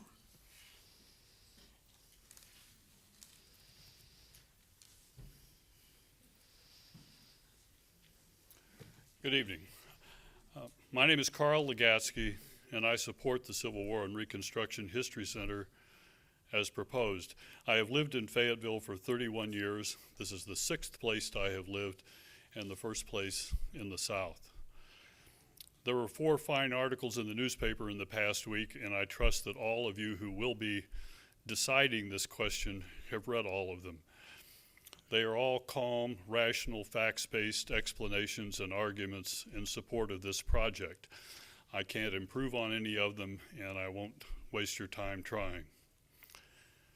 When I made a financial pledge to this project in 2015, my own hope was that the History Center would become a forum for learning, conversation, and truth-telling that would lead to reconciliation in our community. Factual truth and acknowledgement of that truth is a prerequisite for reconciliation.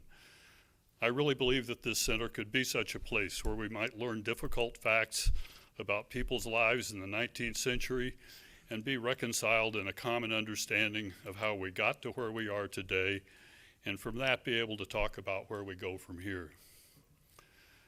A place where we would judge ideas on their merits and one another on the content of their character. Wouldn't that be a great place to live? To me, the project is an obvious win all the way around, but what to say to those who are skeptical? Most of the criticisms I have heard about are frankly simply misinformed. Read the plan in the Observer last Friday. That plan has been in place and publicized essentially unchanged for several years. It is the same plan I based my contribution on in 2015, and it's the same plan you unanimously approved 3 years ago. The other and scarier basis for skepticism is a simple, visceral distrust. People who have read the plan but believe it is a lie. They perhaps have good reason to distrust our political institutions. I don't trust them myself. But this is not a political project. The local leaders are longtime, well-known, selfless advocates for all kinds of improvements in our community. They have no political agenda. They have nothing to gain by misrepresenting the intent. The content of the History Center is being developed by professional historians.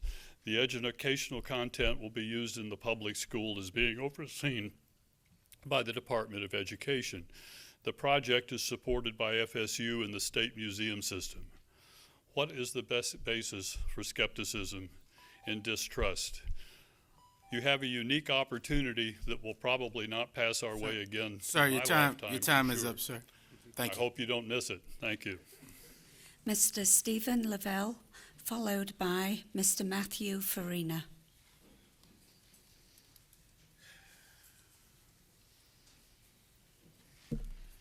My name is Steve Lovell, and I got here first time in 1973.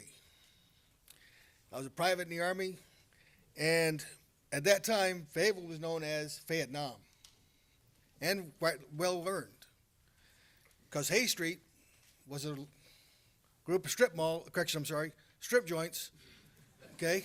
Sorry about that. All right, that was anchored by Rick's Lounge. Now, through the foresight of the political leadership, downtown Fayetteville is well on its way to be a destination place for tourists to come and spend their dollars. Now, the local political leaders have spent millions of dollars to improve the image with things like the Segra Stadium, Festival Park, the Airborne Special Operations Museum, and several festivals that are all about getting people from outside the area to come in and spend their money here instead of going elsewhere. In 2016, the City Council agreed to spend $7.5 million on the new Civil War and Reconstruction History Center to match a total of $67.5 million investment that the state and others will spend. For that, we get a state-of-the-art museum, I call it a museum, I guess it's the correct term is history center, but okay, that will attract tourists from all over to come and spend their money in our town. The great thing about tourists spending their money is that means more tax revenue coming into the city coffers that doesn't come from the local citizens. Without that influx, the council will have to raise money other ways through taxes or higher fees that we, the citizens, have to pay. Of course, the city council can always cut services instead to save money. And we all know we don't need a better trained police force or fire department. We also don't need nice and clean parks. This is some of what's meant when you say we're cutting services. A few years ago, Sanderson Farms was going to come to Cumberland County and build a big plant and bring millions of dollars to the county. However, we, the citizens, decided that we had concerns about how it would affect us, and that plant is now in Robeson County. The question for you, very simply, we need this investment in our county, in our city, to make things work for us. Thank you very much. Mr. Matthew Farina, followed by Mr. Robert Tabor.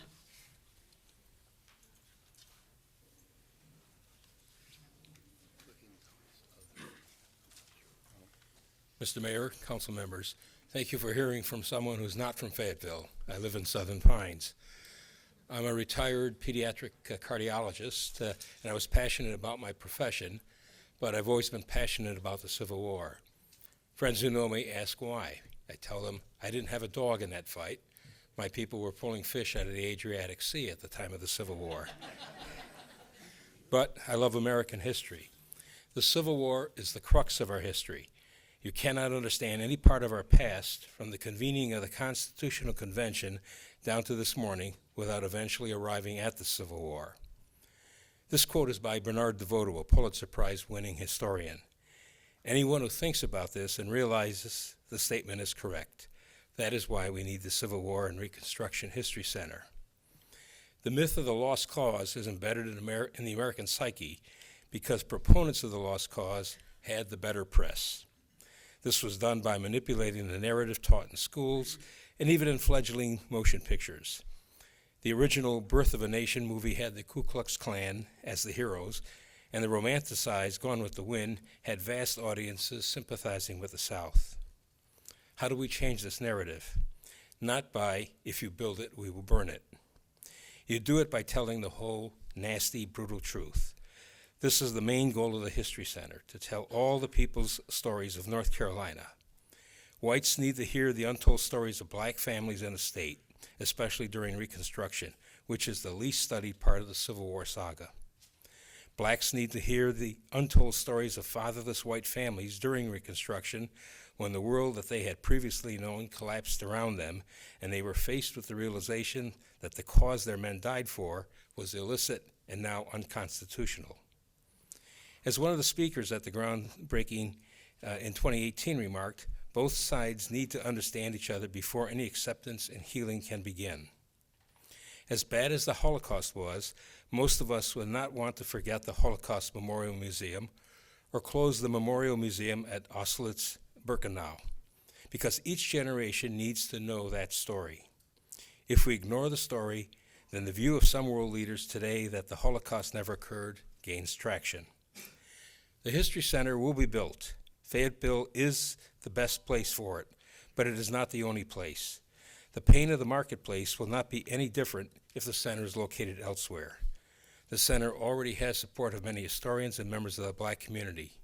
Fayetteville should own it and make certain the true narrative prevails. Thank you. Mr. Robert Tabor, followed by Miss Kelly Walsh. Thank you, sir.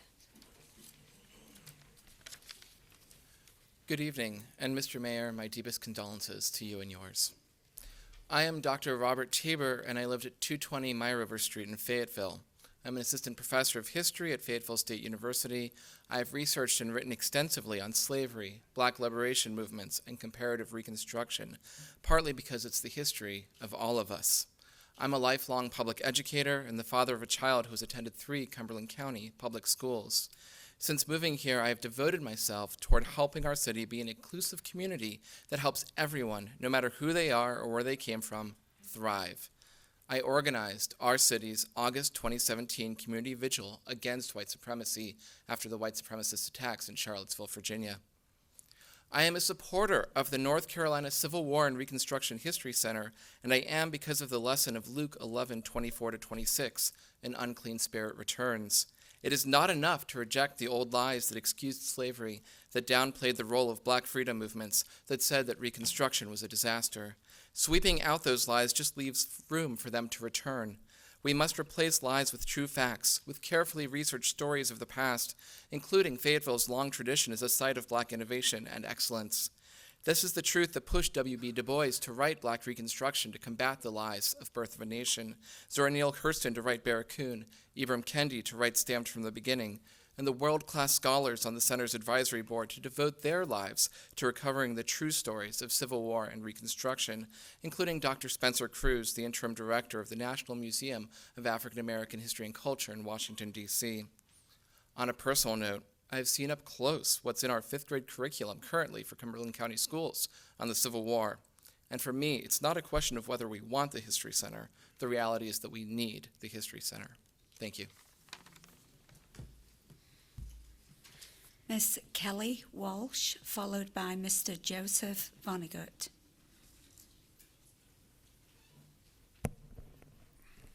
Hi. Good evening, Mr. Mayor. Condolences to your family. Council-elect, and community members, thank you for coming out. My name is Dr. Kelly Cardenas Walsh. I'm an associate professor of history at Fayetteville State University. If you talk to me long enough, I'll tell you everything you want to know about the Leary lineage. We'll talk about that later. I am here today to speak in support of the North Carolina Civil War and Reconstruction History Center. I came here to Fayetteville in 1991 on a 2-year tour, thanks to Uncle Sam. And like many of you, I'm still here, invested in the community. Okay. I am speaking today as a historian and as a president of the Museum of the Cape Fear Historical Complex Foundation Board, the organization that birthed this idea of the History Center more than a decade ago. The Museum of the Cape Fear is a regional museum of the state museum system. While much attention is focused on the Civil War and Reconstruction, and rightly so, the center when it's completed, we'll have 3 galleries that will tell a complete story. I hear in the community people say, well, it needs to extend its content. It's already built in. The first gallery of the 3 primary galleries that will be in this History Center will tell the story of southeastern North Carolina. As a regional museum, we have a mission from the state museum system to represent 20 counties from Cumberland County and to tell their story. And so that is something that we will continue to do in this regional museum. The second gallery, which is the largest gallery, obviously, the Civil War and Reconstruction, will focus on not just Civil War Reconstruction, but also the antebellum period. You have to talk about everything leading up to the Civil War.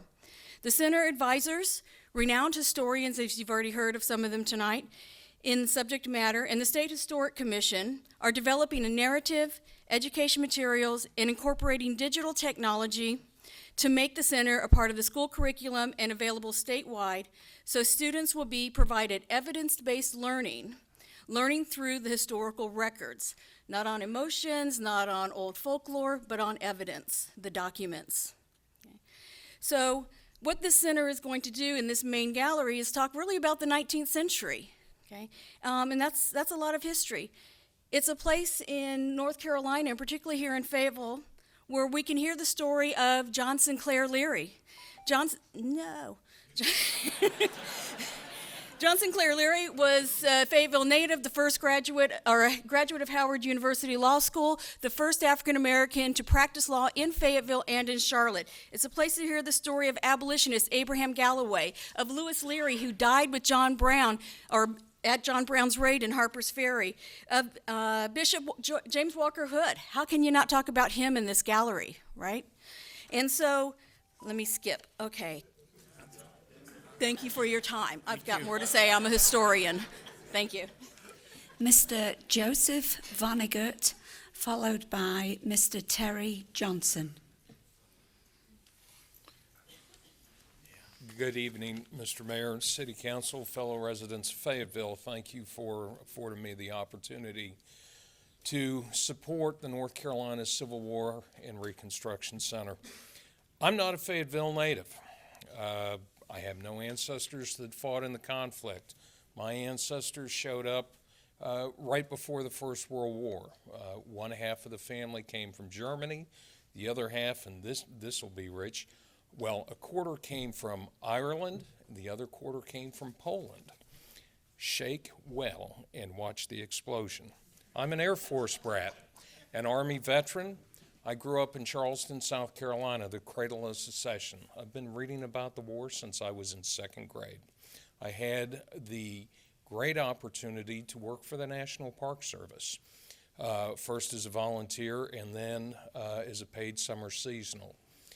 And it afforded me the opportunity to learn not just about the battles, but about the individuals. And I think that's what is so important, what this center will bring to North Carolina.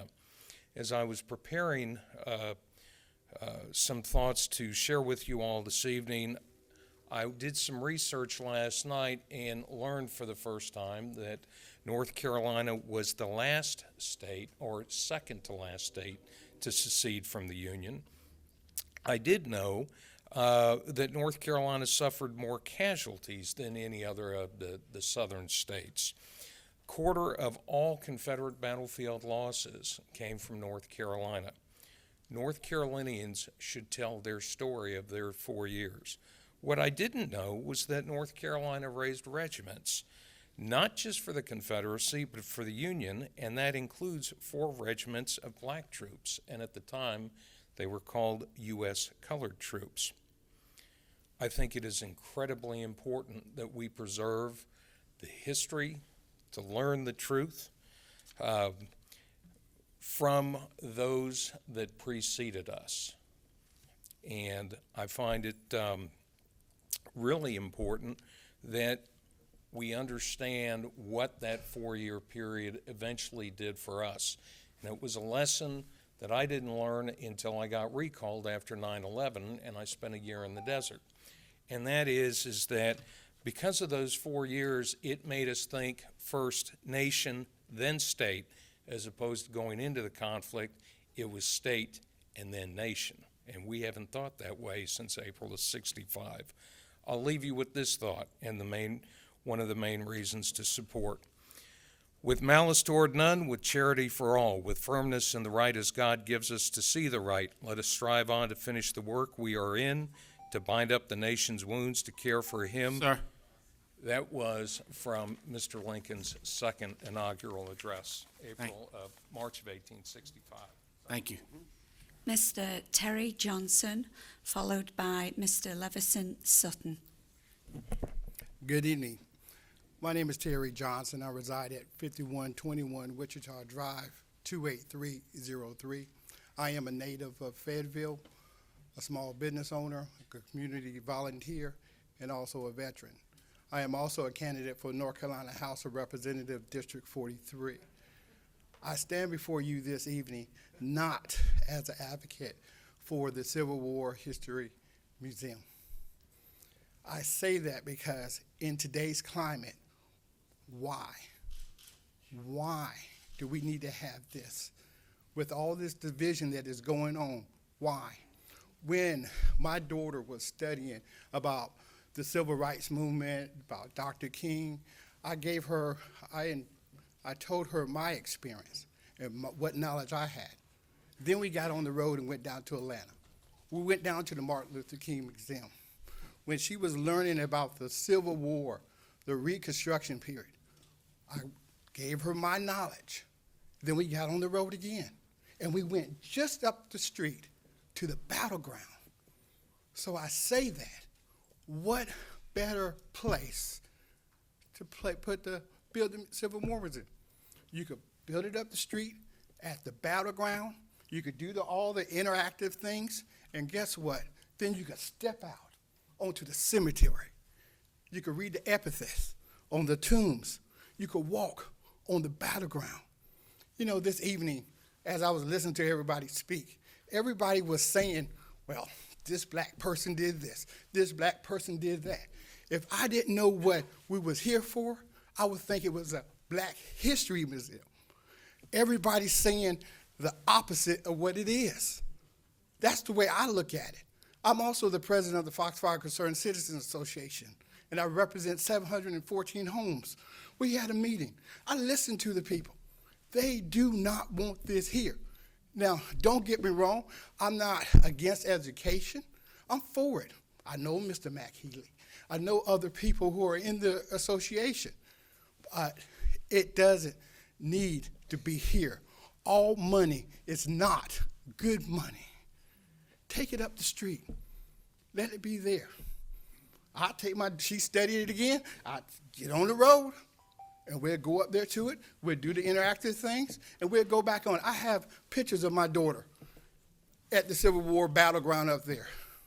My daughter right now is at Cumberland County International Early College. My son went to Methodist University. In 2008, while at Methodist playing baseball during the election, they hung a black doll on his door. Yes, I have a personal thing about this. And I do not advocate for the Civil War Museum. Thank you for your time, and my condolences to you, my friends. Mr. Levison Sutton, followed by Miss Donna Wren. And in between, after Mr. Sutton, he will be almost 2/3 through our speakers. We'll take just maybe a short recess and get right back to it, but we're making good progress. So thank you for your cooperation. Mr. Sutton, how are you? Fine, and you, Mayor. Mayor, council, and fellow citizens of Fayetteville, the all-American city, to the council-elect. I'm delighted that we have this great opportunity to have a museum and learning center here in Fayetteville. Considering the great wealth of history in our local community, I ask that the focus of this museum and learning center be revisited to include all American history. What brought us to the Civil War from the European colonies and the Revolutionary War? How can we understand the Reconstruction without first understanding construction? Fayetteville, North Carolina has been a pivotal point in all of American history, from 1756 and 1762 with the settlements of Cross Creek and Campbellton, from General Marquis de Lafayette, a Frenchman who supported the American cause during the Revolution, and from which we have our city name, to the ratifying of the U.S. Constitution here in Fayetteville in 1789, Camp Bragg at Fayetteville during World War I, Fort Bragg at Fayetteville during World War II, Fort Bragg being the last stop for troops on their way to the jungles of Vietnam, hence the term Vietnam. Fayetteville, North Carolina has been awarded the National Citation of an All-American City 3 times. The history of all people here in the United States is important. The life-saving contributions of Native Americans to the colonists. As a person of color, I reflect on the 400th year and the presence of African Americans in this country. From the colony of Jamestown in 1619 to present-day 2019, the many contributions made to this country by enslaved and free blacks, the contribution of Jews, Greeks, Asians, and Indians, and Latin Americans. Growing up in Fayetteville, I remember when many of the clothing retailers were Jewish and many of the restaurants were Greek-owned. I graduated from Terry Sanford High School on Fort Bragg Road, where the remains of the Confederate woman's home lies just beyond school grounds. In my family, I am only 3 generations removed from slavery. Yes, my great-grandmother was a slave, and I found her narratives. My grandparents who raised me were once sharecroppers, which was legalized slavery and domestics. I remember going to work with my grandma as a domestic off Morganton Road and seeing a huge family coat of arms on the wall. I asked the lady of the house what it was. She began to explain her Scottish and European heritage. Then she explained to me why I wouldn't personally have one. These things need to be told. All of these people and their stories and contributions to this country need to be included in the Museum of American History. Yes, the economical institution of slavery and how it was a key factor in the Civil War, Jim Crow, and Reconstruction, along with the Civil Rights Movement and all of its gory and historical details need to be told. Tell the story from a correct standpoint and include all of our stories. Don't glorify the Confederacy and its beliefs. The Union won, and let that be known. Thank you.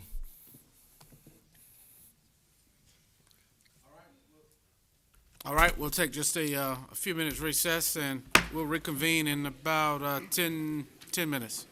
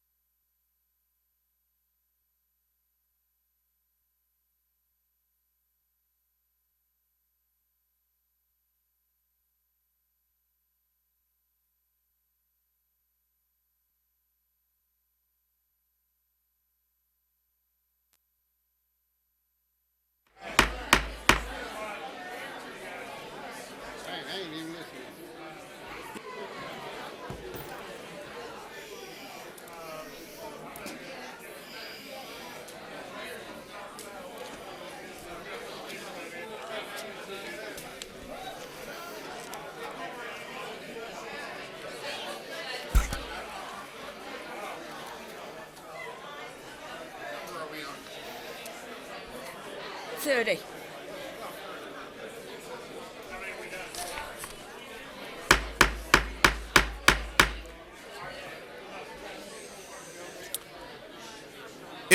If we can ask everyone, if you could please return to your seats at this time so that we can reconvene.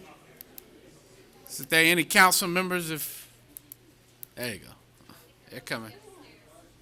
Upstairs eating.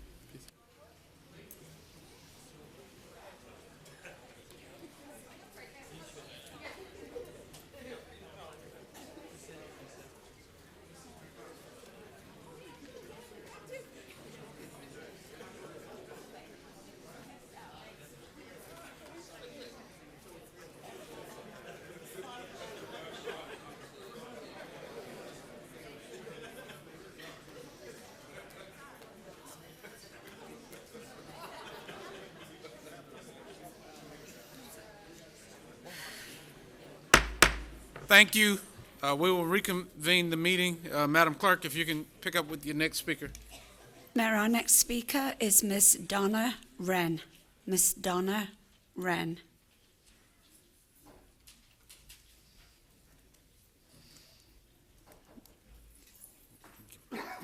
See if she's crossed off. The guy about to sit down, he'll see the purple shirt. Okay, I'll move on to the next speaker in case Miss Wren is out of the building. Reverend L. Johnson. Good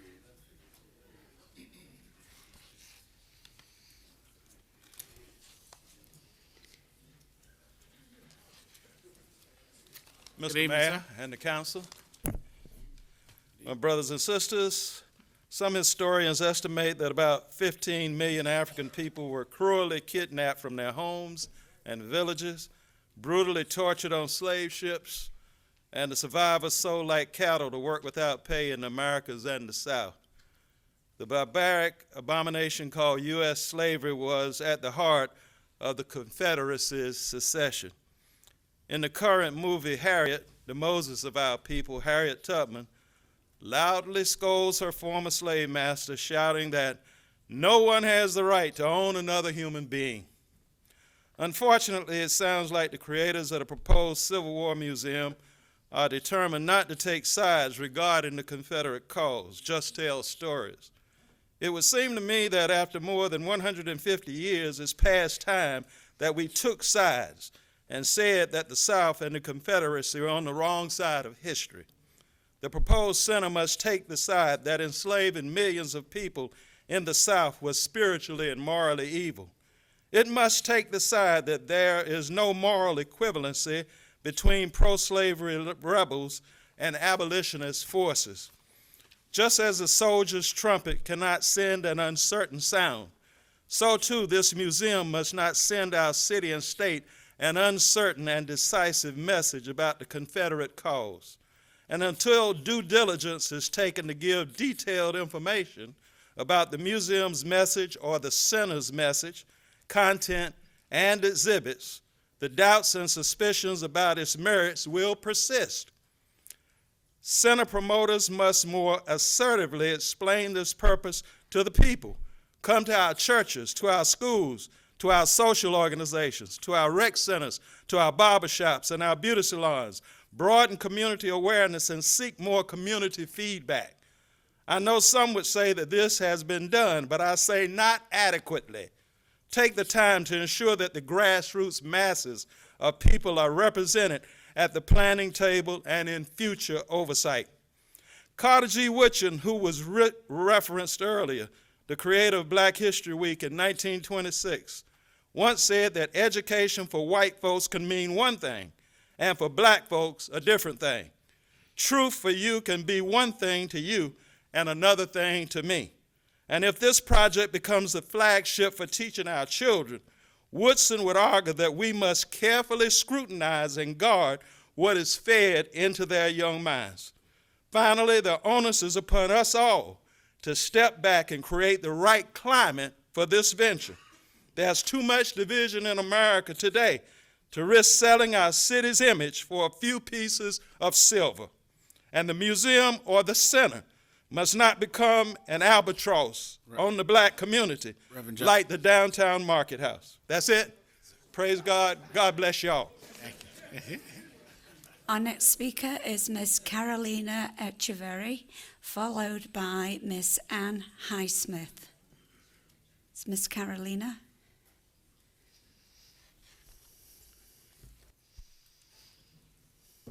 Good evening, Mayor. Good evening, City Hall Council, ladies and gentlemen. My name is Carolina Echeverry. I'm from Colombia. I'm an American citizen. I'm studying history in Fayetteville State University, and I'm volunteering in the North Carolina Civil War History, Reconstruction and History Center. I want to tell you what the center is about and what it's not about. I want to tell you about the Civil War and Reconstruction process and my favorite part of the job. The center is not about white supremacy. It is not. And it's not a conventional museum because you will not have a curator to put in the walls the story of Civil War. It's about history, our history of the people, the history of the people that live and go through the moment. It is about possibilities of a new social fabric. I may not see the change. My generation may not see the change, but 2 or 3 generations ahead of me, they already done that fabric, the new fabric. The Civil War and Reconstruction process is about new society. The Civil War begins as an economic and political problem, but it becomes about fundamental rights.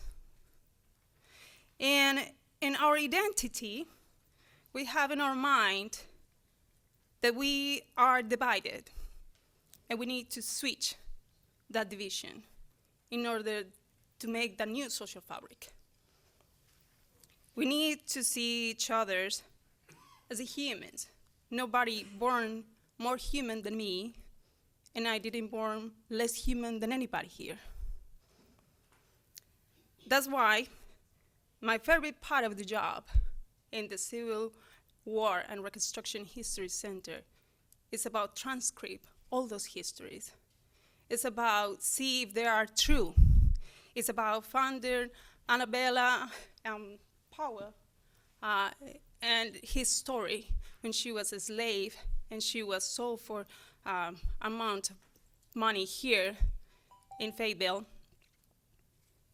and she was blind. But it's also a part of not just about the slaves, it's about white people who didn't believe in the Confederate state. It's also about the people who fought on the Confederacy that were black after the Congress of the Confederate State enact in March 23, 1865, Ma'am. about Thank you. that they can fight. It's about all of us. Thank you. Thank you so much. Our next speaker is Miss Ann Highsmith, followed by Miss Margaret Dixon.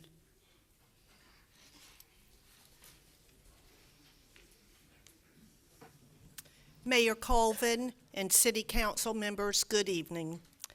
The Civil War History Center will not be a museum glorifying the Confederacy with relics from the past and statues of Confederate generals. No one I know wants that anymore. Instead, the History Center will be a place of learning different viewpoints, different perspectives, which I want to know about. How can I possibly understand the viewpoint of a Native American or an African American if I'm never exposed to their stories, to their perspectives? The Civil War was a time of horrific tragedy. The retired pastor, Curitan Johnson, recently wrote a letter to the editor in the Fayetteville paper in which he wrote, quote, "God forbid that we tread this path again. I don't want our nation to tread this path again." The Civil War History Center will facilitate our learning and understanding of each other by giving us different stories and different viewpoints to consider. After all, isn't appreciating someone else's viewpoint precisely how we grow and become better human beings? It may well be that this History Center helps us to never tread this path again. The Civil War History Center is bigger than any one of us. It's bigger than one's personal agenda. You are my city leaders. I would much, much rather each of you be remembered as a city leader who was courageous, progressive, and insightful enough to land a state museum in our community than to be remembered as a city leader who let this very significant opportunity slip through our fingers. Thank you for listening. Miss Margaret Dixon, followed by Mr. Clyde Foster.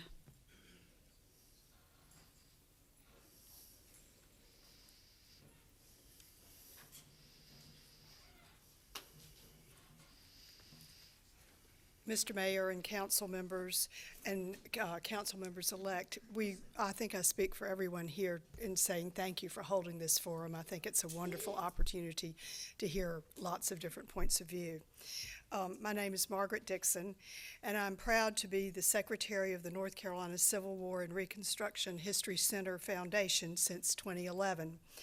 I would like to address an aspect of the History Center that may not be as important as some others, but which needs to be taken into account as well.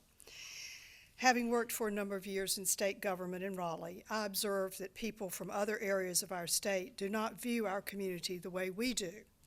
They sometimes see us as a community that struggles to find common ground, a community that has suffered from an inability to come together. One example stands out and haunts us to this day. In the 1960s, governmental, civic, and business leaders were unable to come together to support a route for the I-95 bypass outside our city.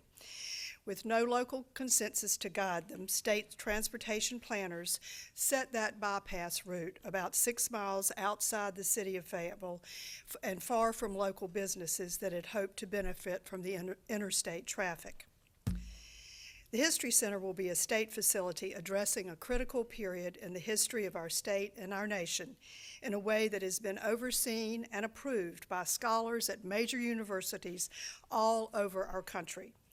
The state of North Carolina has already funded the project, and $46 million was allocated in the state 2019-2020 budget, although that budget, as you know, was not approved for unrelated reasons. I believe that the North Carolina Civil War and Reconstruction History Center will become a reality in our state. More than a decade of work by literally hundreds of professionals and lay people has gone into this project, and people across our state are aware of it, they support it, and have contributed to it with both their time and their treasure. It's my deep and sincere hope that the History Center's brick and mortar presence will be right here, right up the road on the old U.S. Arsenal site in our own community and not in another North Carolina city. Thank you. Mr. Clyde Foster, followed by Mr. Douglas Harris.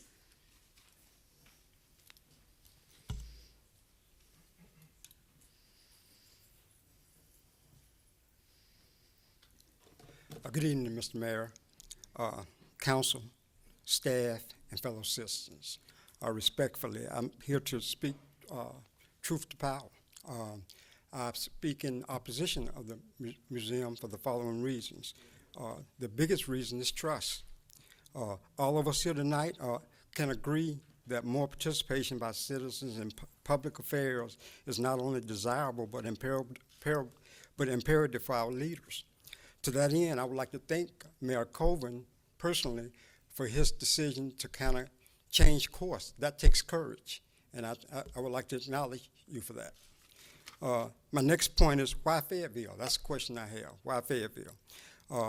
Why not in Wilmington? You know, words matter. We talked about a riot. That was not a riot in Wilmington. That was a massacre. Over 200 people that were killed. It was a coup. It was a coup d'etat. Over 200 people. It was an overthrow of an existing government, a government in the largest city in North Carolina at that particular time. North Carolina had over 123 lynchings during this period. No lynchings were recorded in Cumberland County as reported by the Equal Justice Initiative in Montgomery, Alabama. But New Hanover had over 21. And speaking to that, and speaking to this center, I would like to see those stones brought here because to get beyond where we're at now, you got to have an honest conversation. And you can't have an honest conversation by dressing it up as something else. Are there plans in the works to have engagement by the Daughters of the Confederacy? And I think that's important because the agenda out there from the Daughters of the Confederacy still states that the Civil War and Reconstruction was about states' rights and not slavery as the cause of the Civil War. And slaves were content and happy and not mistreated, and which is incidentally are not what is projected on your site. I don't see the real story. I see dressed up versions of that history. And the last point they make is that Confederate soldiers were heroic, mythical figures to be revered for defending the South and its way of life. And we know what that way of life was.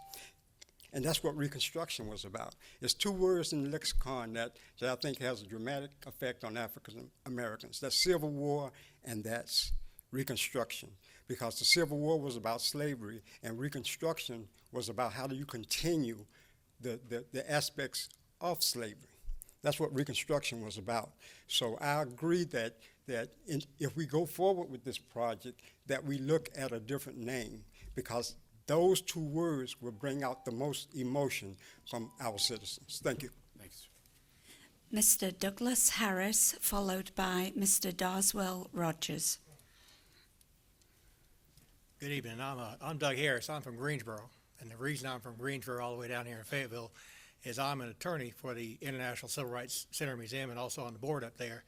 And I thought it might be something you'd be interested in because we're about 12 years further down the road than the road you're traveling right now. About 12 years ago, we had architectural drawings and things like you're looking at now. And 10 years ago, come February 1, 2010, we will be open 10 years in our museum.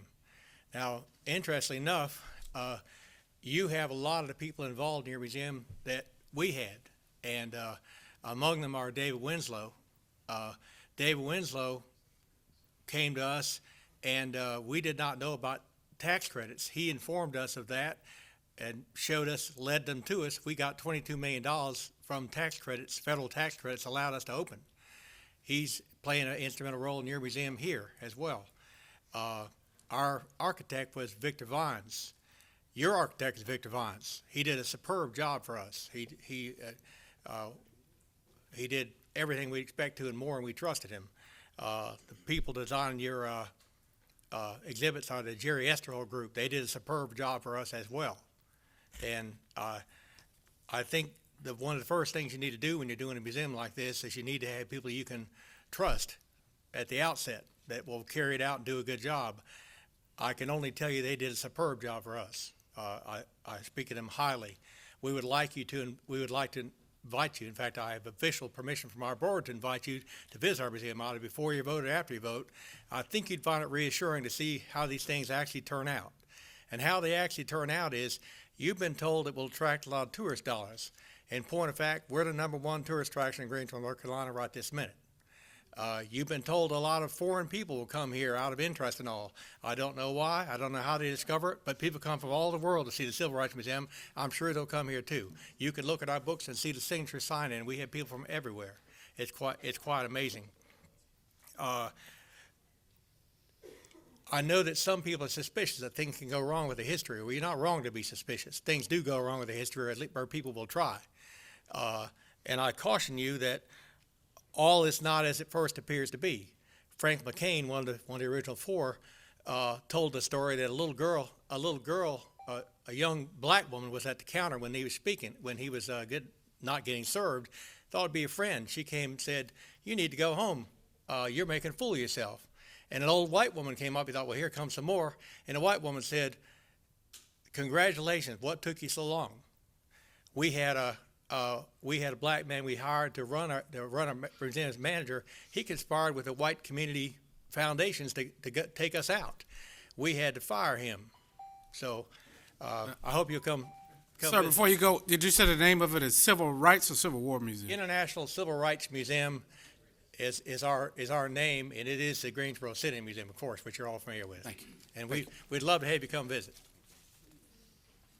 Our next speaker is Mr. Darswell Rogers, followed by Ms. Jackie Taylor. Good morning, Mr. Mayor, and my condolences, City Council and City Council-elect. Thank you so much. My name is Darswell Rogers, and there have been so many eloquent people who've spoken. I'm going to limit my comments to that, which I think I probably bring a unique perspective to, which is economics. I worked at J.P. Morgan Chase on Wall Street, and so I can talk to the economic opportunities that we're looking at here. I have heard people say that there are better things that the city can do with $7.5 million than to invest in this museum. Well, I want to share some facts with you right now, and then let's make a decision about that question. We're the 20th poorest county in the state, and the mayor has started an initiative to focus on ways in which we can grow our economic prosperity. A community grows when its economic opportunities increase. We have the opportunity to have an $80 million history center here in Fayetteville. The city has to invest $7.5 million. The county has to invest $7.5 million. That's a total of $15 million in local investment. And then the state and private investors are going to put $65 million into our community. We invest $15 million. They invest $65 million. For every $1 we invest, they invest $4. That's a good deal. Anybody ask? I was hoping Robo was going to be in the room today. That's a good deal. Now, when the center is open, it will employ people in good state jobs, and tourists will come. We've already had a testament to the tourism opportunity. When people come from outside Cumberland County and spend their money in Cumberland County, the county gets wealthier. They leave their money with us. We estimate that every year, our one-time $15 million investment, will generate $18 million every single year. So when I was working on Wall Street, I evaluated opportunities for some of the smartest investors in the country. And I'm telling you that if I said to them, hey, our community has the opportunity to make a one-time $15 million investment, attract $65 million, and then get $18 million every single year after that, you know what they would say? That deal's a no-brainer. You just do it. When you add the fact that we have the opportunity to tell and to confront and tell the truth about the most contentious issue in our history, in our history, head on, not hiding from it, I believe it is a challenge that Fayetteville and Cumberland County has been waiting for, and I ask you to seize the opportunity. Thank you. Miss Jackie Taylor, followed by Mr. Adam Bayer. Good evening, Council and Mayor. Thanks for having this tonight. It's really awesome to see that our community has come out to express the overwhelming support of this museum, this historical museum. I came here from Illinois about 8 years ago. I was teaching in Illinois and wanted to live in North Carolina, so I took a teaching job here. When I lived in Illinois, I took my students on 3 to 4 field trips every year, and that was the case for our whole school, every classroom. When I came here, my classroom and our grade level took a total of 0 field trips. And there's a couple of different reasons for that, but one of the main reasons is we just didn't have a place to go that aligned with the standards that we are supposed to teach. And the Civil War is one of those standards. Imagine the wealth of knowledge that this museum will bring to Fayetteville Something really important that we need to think about, Cumberland County school system has approximately 51,000 students enrolled. I give you 51,000 reasons to move forward with this project full of rich history. Thanks. Mr. Adam Bayer, followed by Dr. Rakesh Gupta.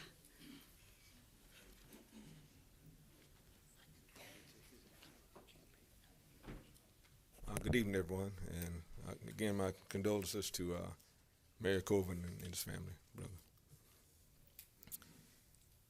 I've sat through most of the comments, and if I would not know where I was and listen to them, I would think that, you know, this is, they're describing Cumberland County schools, talking about education, but that's not the case. I think it's a matter of trust, and someone has said it before. I think two people said it before. It's a matter of trust and assurances. And I've heard a lot of the comments. I've just been in the street and walking around, heard comments from people that really are dealing with trust issues, that need some assurances. That's all they need, some assurances. Why can't one of the assurances be put in place? Maybe there'll be a charter. Is there a charter for the museum? Why can't the charter say that no Confederate monuments will be in this museum? Very simple. The same way they used to sell houses, and they would put in the deeds, no, this house will not be sold to African Americans, right? Why can't that kind of language be put in there, again, to bring trust and assurances? I heard a gentleman say that, well, I wasn't around back then. Well, I can't say that because in my genes, the genes of the souls, those unfortunate souls, are in my DNA. And I can't get them out of my DNA. So I was there. And I witnessed the ugliness of slavery. It just didn't pop up. Things happened to cause that situation. So why can't those assurances be given so that the people that we're asking to make a decision tonight, when you're dead and gone, you can go to your grave knowing that what the claims were made tonight are still in place for the future. Thank you very much. Dr. Rakesh Gupta, followed by Mr. David Nichols.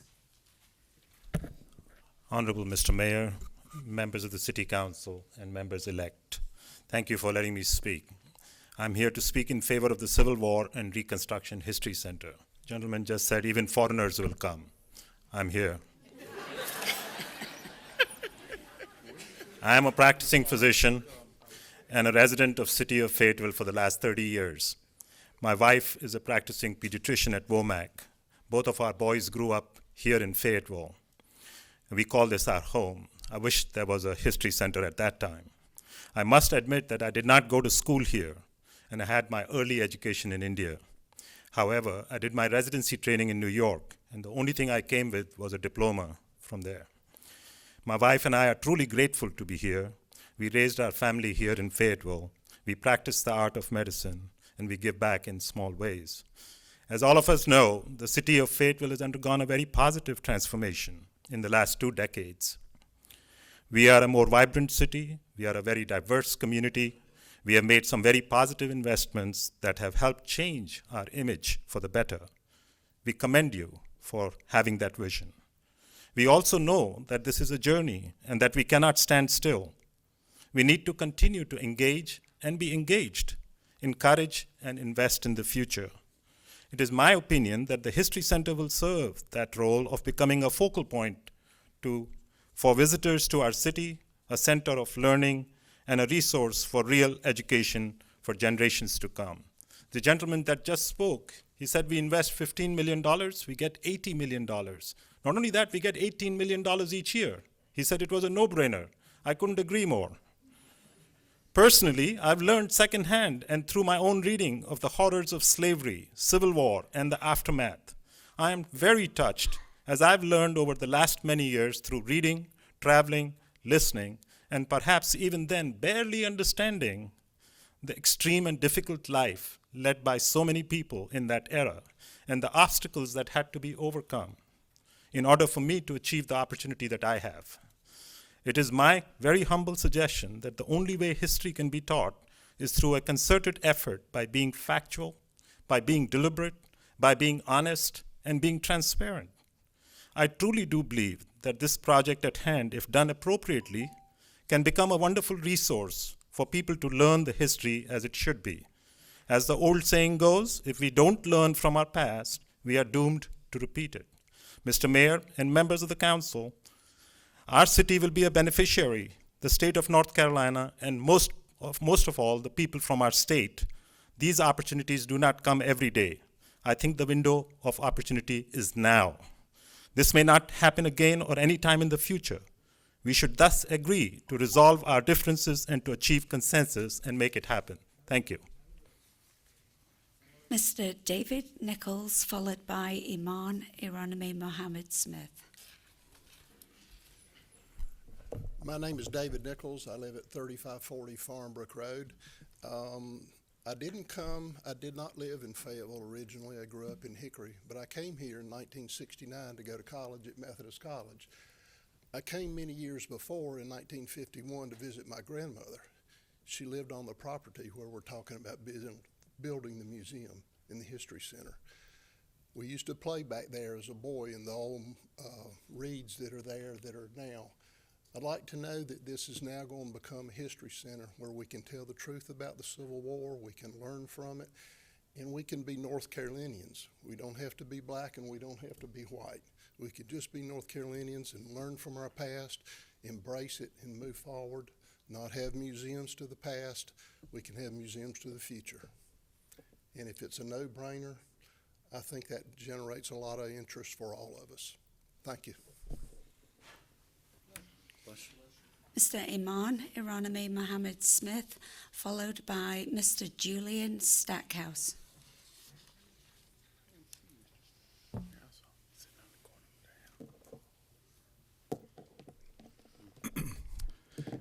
In the name of God, the beneficent, the merciful, I greet you all in peace. I come this evening because this is what all the prophets from Abraham, Ibrahim, and Prophet Muhammad, Esau, Jesus, Lot, Noah did. And I come in the same manner as a holy individual, very determined, very aggressive to tell the truth and make sure that you love the truth. Fayetteville, North Carolina is growing like crazy, contrary to the county. The county has a major slowdown, but we made sure with my team, the North Carolina Legislative Black Caucus in Raleigh, and President Barack Hussein Obama, that Fayetteville, North Carolina grew like crazy. And here we are with 40,000 new soldiers that came in from Georgia, military bases closing down in Georgia, and they're already here. A lot of people is talking about this, but that's little stuff compared to the $5 billion that we helped bring to Fayetteville's economy in the last 5 years. 30 million here and 30 million there, that's little money. We want to also understand, based on the history of Fayetteville, North Carolina, and the older individuals who taught me, such as Dean J.C. Jones from Fayetteville State University, Alphonso McCoy, Roosevelt Pierce, E.E. Miller from E. Smith High School, and Mickey up there in the state legislature, we cannot trust many of those in the city who supposed to have responsible positions. Dr. Hood's house, which is on the corner of Moore Street, where Curtin Johnson used to be the preacher, one of the most beautiful houses in Fayetteville was torn down. Dr. Dewberry's house, the second mayor pro tem, his beautiful house was torn down right in front of Fayetteville State University. Dr. E. Smith's house on Blunt Street, where Dr. E. Smith came right after the Spanish-American War and built that house with a chauffeur. They tried to tear that down. I had to get the North Carolina Legislative Black Caucus, my team. I'm not here by myself. Don't make that mistake. The Legislative Black Caucus is my team. And we're the ones that came together and started building the 295 business loop. And it's in the Fayetteville Observer newspaper for those who want to doubt that in 1992, 93, 94, because we knew some of you all would doubt that. But the mayor, he surely understands clearly. He can't really doubt me too much. He's got too much history. He's got too much history. Now, Fayetteville State University, New Bold Training School was torn down. That's one of the reasons I'm upset with Fayetteville State University. We're supposed to have 2 graduations a year, one during the winter, one during the summer. And the Fayetteville State University alumni, they gave me the pen that you see, the National Association. So don't be jealous of the fact that I'm the founder of the Masjid Omar Ibn Said, with 4 of the Fayetteville State University students, Lester McKinnon, our 3rd Imam, Ibrahim Muhammad, the 2nd Imam, Maurice Carter, the 1st Imam in 1970, and Clifton X, the 4th Imam. We're the ones that built Masjid Omar Ibn Said, and then Saudi Arabia came. Thank you. Assalamu alaikum, Mayor. Thank you. Yes, sir. You're Thank you. honorable. Mr. Julian Stackhouse, followed by Miss Janet Parrish. Good evening, everyone. Julian Stackhouse, 3445 Bennett Drive, here in Fayetteville. But I left Fayetteville. I was passing through the night, and I heard there was a meeting, so I thought I'd come in and see what it was about. And I'll be honest with you, I am more confused now than when I was out there on the street and somebody trying to tell me what this was about. But I'd like to put some context into my position, and I don't have a position. I'm neither for nor against, but I'd like to add some context. If you leave Philadelphia, the center of our democracy, travel down 95, you come to Washington, D.C., where the new African American Museum of Cultural History is located. And you leave there, continuing on down 95, just outside of Petersburg, or just before you enter Petersburg, depending on your direction, there's a Confederate flag that everyone can see. And you continue on, there's a Confederate flag just before you enter Cumberland County as you're leaving Harnett County. Now, I don't know the purpose of those things, and they don't interest me, but they're there. I do know that both those sites used to hold a major advertising sign that said Klan Country, but that was the past. So you continue on down 95, you take 20, and you go west to Birmingham, Alabama. You come to the Civil Rights Museum of Birmingham. That's in Alabama. It's a state museum. But if you don't want to stop there and you go west on 20, you come to the state of Mississippi. Mississippi has a civil rights museum. And you say, oh, I want to go and visit some other museums, so you leave Mississippi, Jackson, and you go up to Memphis and you come to another civil rights museum. Now, I mention those museums because I've been to all of them. And I've heard some people talk about museums that they have not been to. So let me back up to the museum in Richmond, the Museum of the Confederacy. Now, some people think that's a new museum, but it's not. It was originally chartered as a Museum of the Confederacy, and the name was recently changed because of the people in Richmond wanted it changed. So I said my few minutes here, I agree there were 3 good speakers, Reverend Johnson, Mr. Foster, and Beyer. You got to listen to those people because your message is not getting out. Thank you very much. Miss Janet Parrish, followed by Mr. Earl Munitz. Miss Janet Parrish. Mr. Earl Munitz. Followed by Mr. Nero B. Coleman. A little haiku to lighten things up. Born on Valley Isle, home now, North Carolina. Aloha, y'all. As a matter of fact, I wasn't even born in the United States. It was a territory when I was born.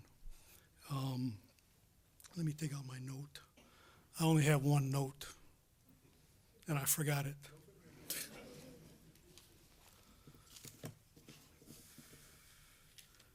My first visit here was 1969 at Fort Bragg.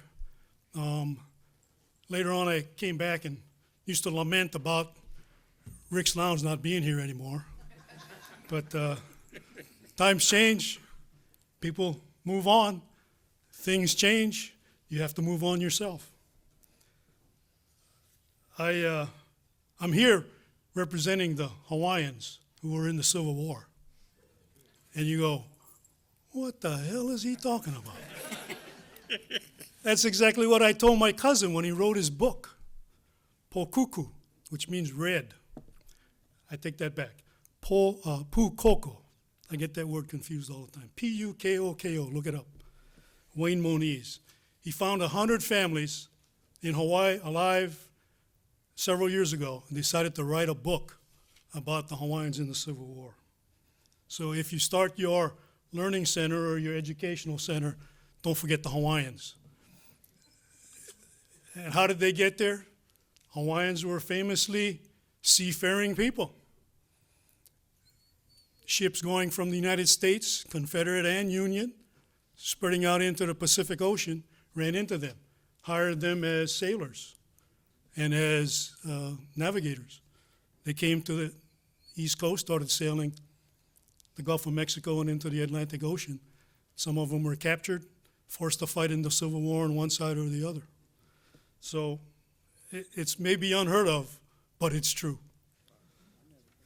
We're all after the truth. That's what we're all here for, the truth. People say the truth will set you free. Set you free from what? Set you free from ignorance. Set you free from hearsay. Set you free from lies. If you know the truth, nobody can fool you about what's really going on. And after my time in the service, I retired from the military, graduated from Fayetteville State in 1994, graduated from North Carolina Central University with an MLS in 1998, and can appreciate the movement of the black community from slavery to scholarship. I never moved with them. I'm not much of a scholar at all, but I still appreciate that in that short period of time, they did that. Thank you, Thanks. sir. Our next speaker is Mr. Nero B. Coleman, followed by Mr. Willie Williams. Good evening, City Council, Mayor, my condolences. This is my third time here in front of the City Council in reference to this issue. And we're all sitting here talking about what's good and bad about the so-called museum that's coming. And we're honestly standing here arguing about a resolution that was on the table some 12 years ago. And we talk about Confederacy or whether it's going to be Civil War or what it's going to be and all of these things. And then inside the resolution, there were certain contingencies that were supposed to be met in order to commit the city to the building of this museum or whatever you want to call it. And I think that since we had so many people coming out, positive and negative tonight, whereas the place only holds 60-some people and they had less than 100 outside, the best way to resolve this, I would feel, was to put it to a referendum and have the citizens of Fayetteville decide whether or not this is something we all want, because we haven't given everybody an opportunity to speak. We don't have enough room or time. I'm 47th in the listing that got to speak today. And that's not enough for everybody to have had the choice or voice on a referendum, on a resolution. We're out here arguing about a resolution. None of this is in stone. We're only talking about an idea that it's a resolution. If anything, we need to put it to the people and let us vote on it, make it a resolution, and then that'll take a lot of pressure off of you guys, because then they can't nobody say, yeah, you voted for something that I or somebody else did or did not want. Thank you. Mr. Willie Williams, followed by Mr. Charles McKellar. Willie Williams, 1165 Sand Hill. I've heard two things here tonight that interest me highly. First, the economic part. If nobody else will invest, I will. I love it. The second thing was the educational part. I drive school bus part-time, retired twice, still working, drive school bus. I talk to these kids all the time. Don't know a thing about what happened in the past, don't have a clue. I have two teenage kids, two kids I adopted, I have one in college. I talk to them, it's about like talking to the wall when they come down to what happened in the past. They don't know. Our kids need to know. You can't tell me you can pick up a history book and find out what the history is, what happened. You cannot do it. This center, and one more thing, I want to warn our people to stop fear-mongering amongst our people in the neighborhood by telling them a Civil War museum is coming, and all they feel in their heart, oh, in the past, what happened in the past, slavery time. That's all they think about when you say Civil War building. That's all they think about. And we are fear-mongering among our people. We need to stop it. Tell them what it is and tell them the truth. A museum, can you imagine that thousands and thousands of kids that will come out of Cumberland County School that will come to this place and get educated? The thousands of kids, so that we will not repeat the same thing from the past in the future. Now, this is what we need to do. This building is necessary. It is necessary, and I feel like we have enough prominent people on this committee that they're not going to let a bunch of garbage slide by like statues on the wall. These people are prominent people. These are not crazy people. And we need to stop. If we stop the fear-mongering part, people will come to a conclusion that this is viable, this can work. And I do believe it can work, because our kids, that's the future. If we educate them to what happened in the past, and then they would not go back to what happened in the past. In the future, would not go back to the past. I asked my mother died at 100 years old in a sound mind. And I often asked her, why is it that I had to go through all that I had to go through, drinking water out of the color fountain, going in the back door when I had money to get food as a child, as a young teenager? Why is it I had to go through all these things? Why come I was a second-class citizen? She said, you'll find out one day. If they build this center, I will find out, finally. And I'm 78 years old. It took me till I got 78 years old to find out. If you build this building, then I will find out why I had to go through all that stuff that I went through as a youngster. Thank you. Mr. Charles McKellar, followed by Mr. Charles Hurst. Mr. Charles McKellar.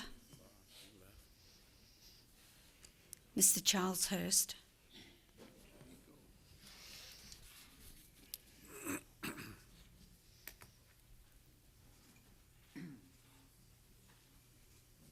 Good evening, Council, Mayor, and Fayetteville citizens. I come to speak in opposition for this museum because I believe it is not funding well spent for our city nor our state. If everyone wishes to invest in the education of our kids, we got HBCUs that need that funding. It would be better served. And as Mr. Nero said before a couple other people spoke, a public referendum would be the best way to address this issue. I find it kind of interesting that here we have a state that even present day in 2019, within it's interwoven in the North Carolina Constitution, that technically it's still in the law books that us people of color, they're trying to stop us from voting. It's still in the North Carolina Constitution.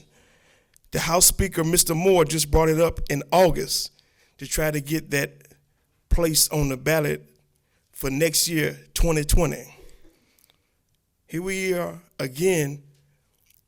We live in a state where it's technically still against the law, me, a black man over the age of 18, to just do this to a Caucasian female. It's called reckless eyeballing. These are laws. North Carolina's not alone as far as having Jim Crow laws still technically on the books, but they don't enforce it on people out here in public. But if you have any family member in incarceration, in the prison system, penal systems in this country they call the United States, they're still locking up our family members and our kids for just staring at someone for another race if you happen to be a black male. Those laws aren't on the books for Caucasian males or Spanish males or Italian males. They're still in the books concerning us.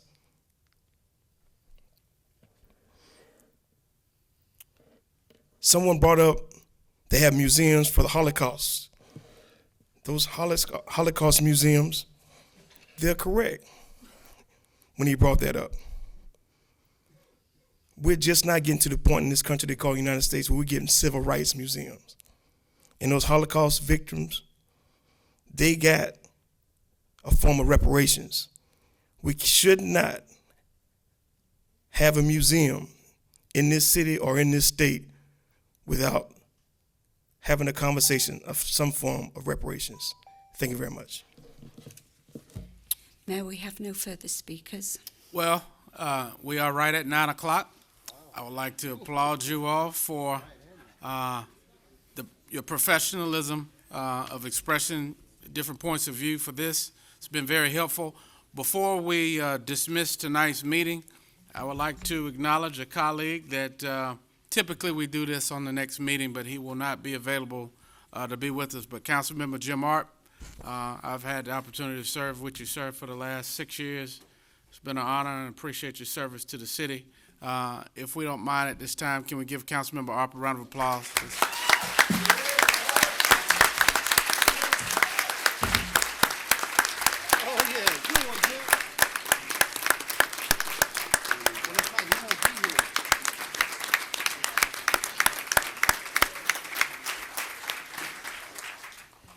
So we will finish our hugs and kisses to the other council members at the next council meeting. I'm going to slap one on Mayor Pro Tem here before he leaves on the next meeting. I'm kidding. But Councilman Art, it's been a pleasure, sir. Would you like to have any parting words?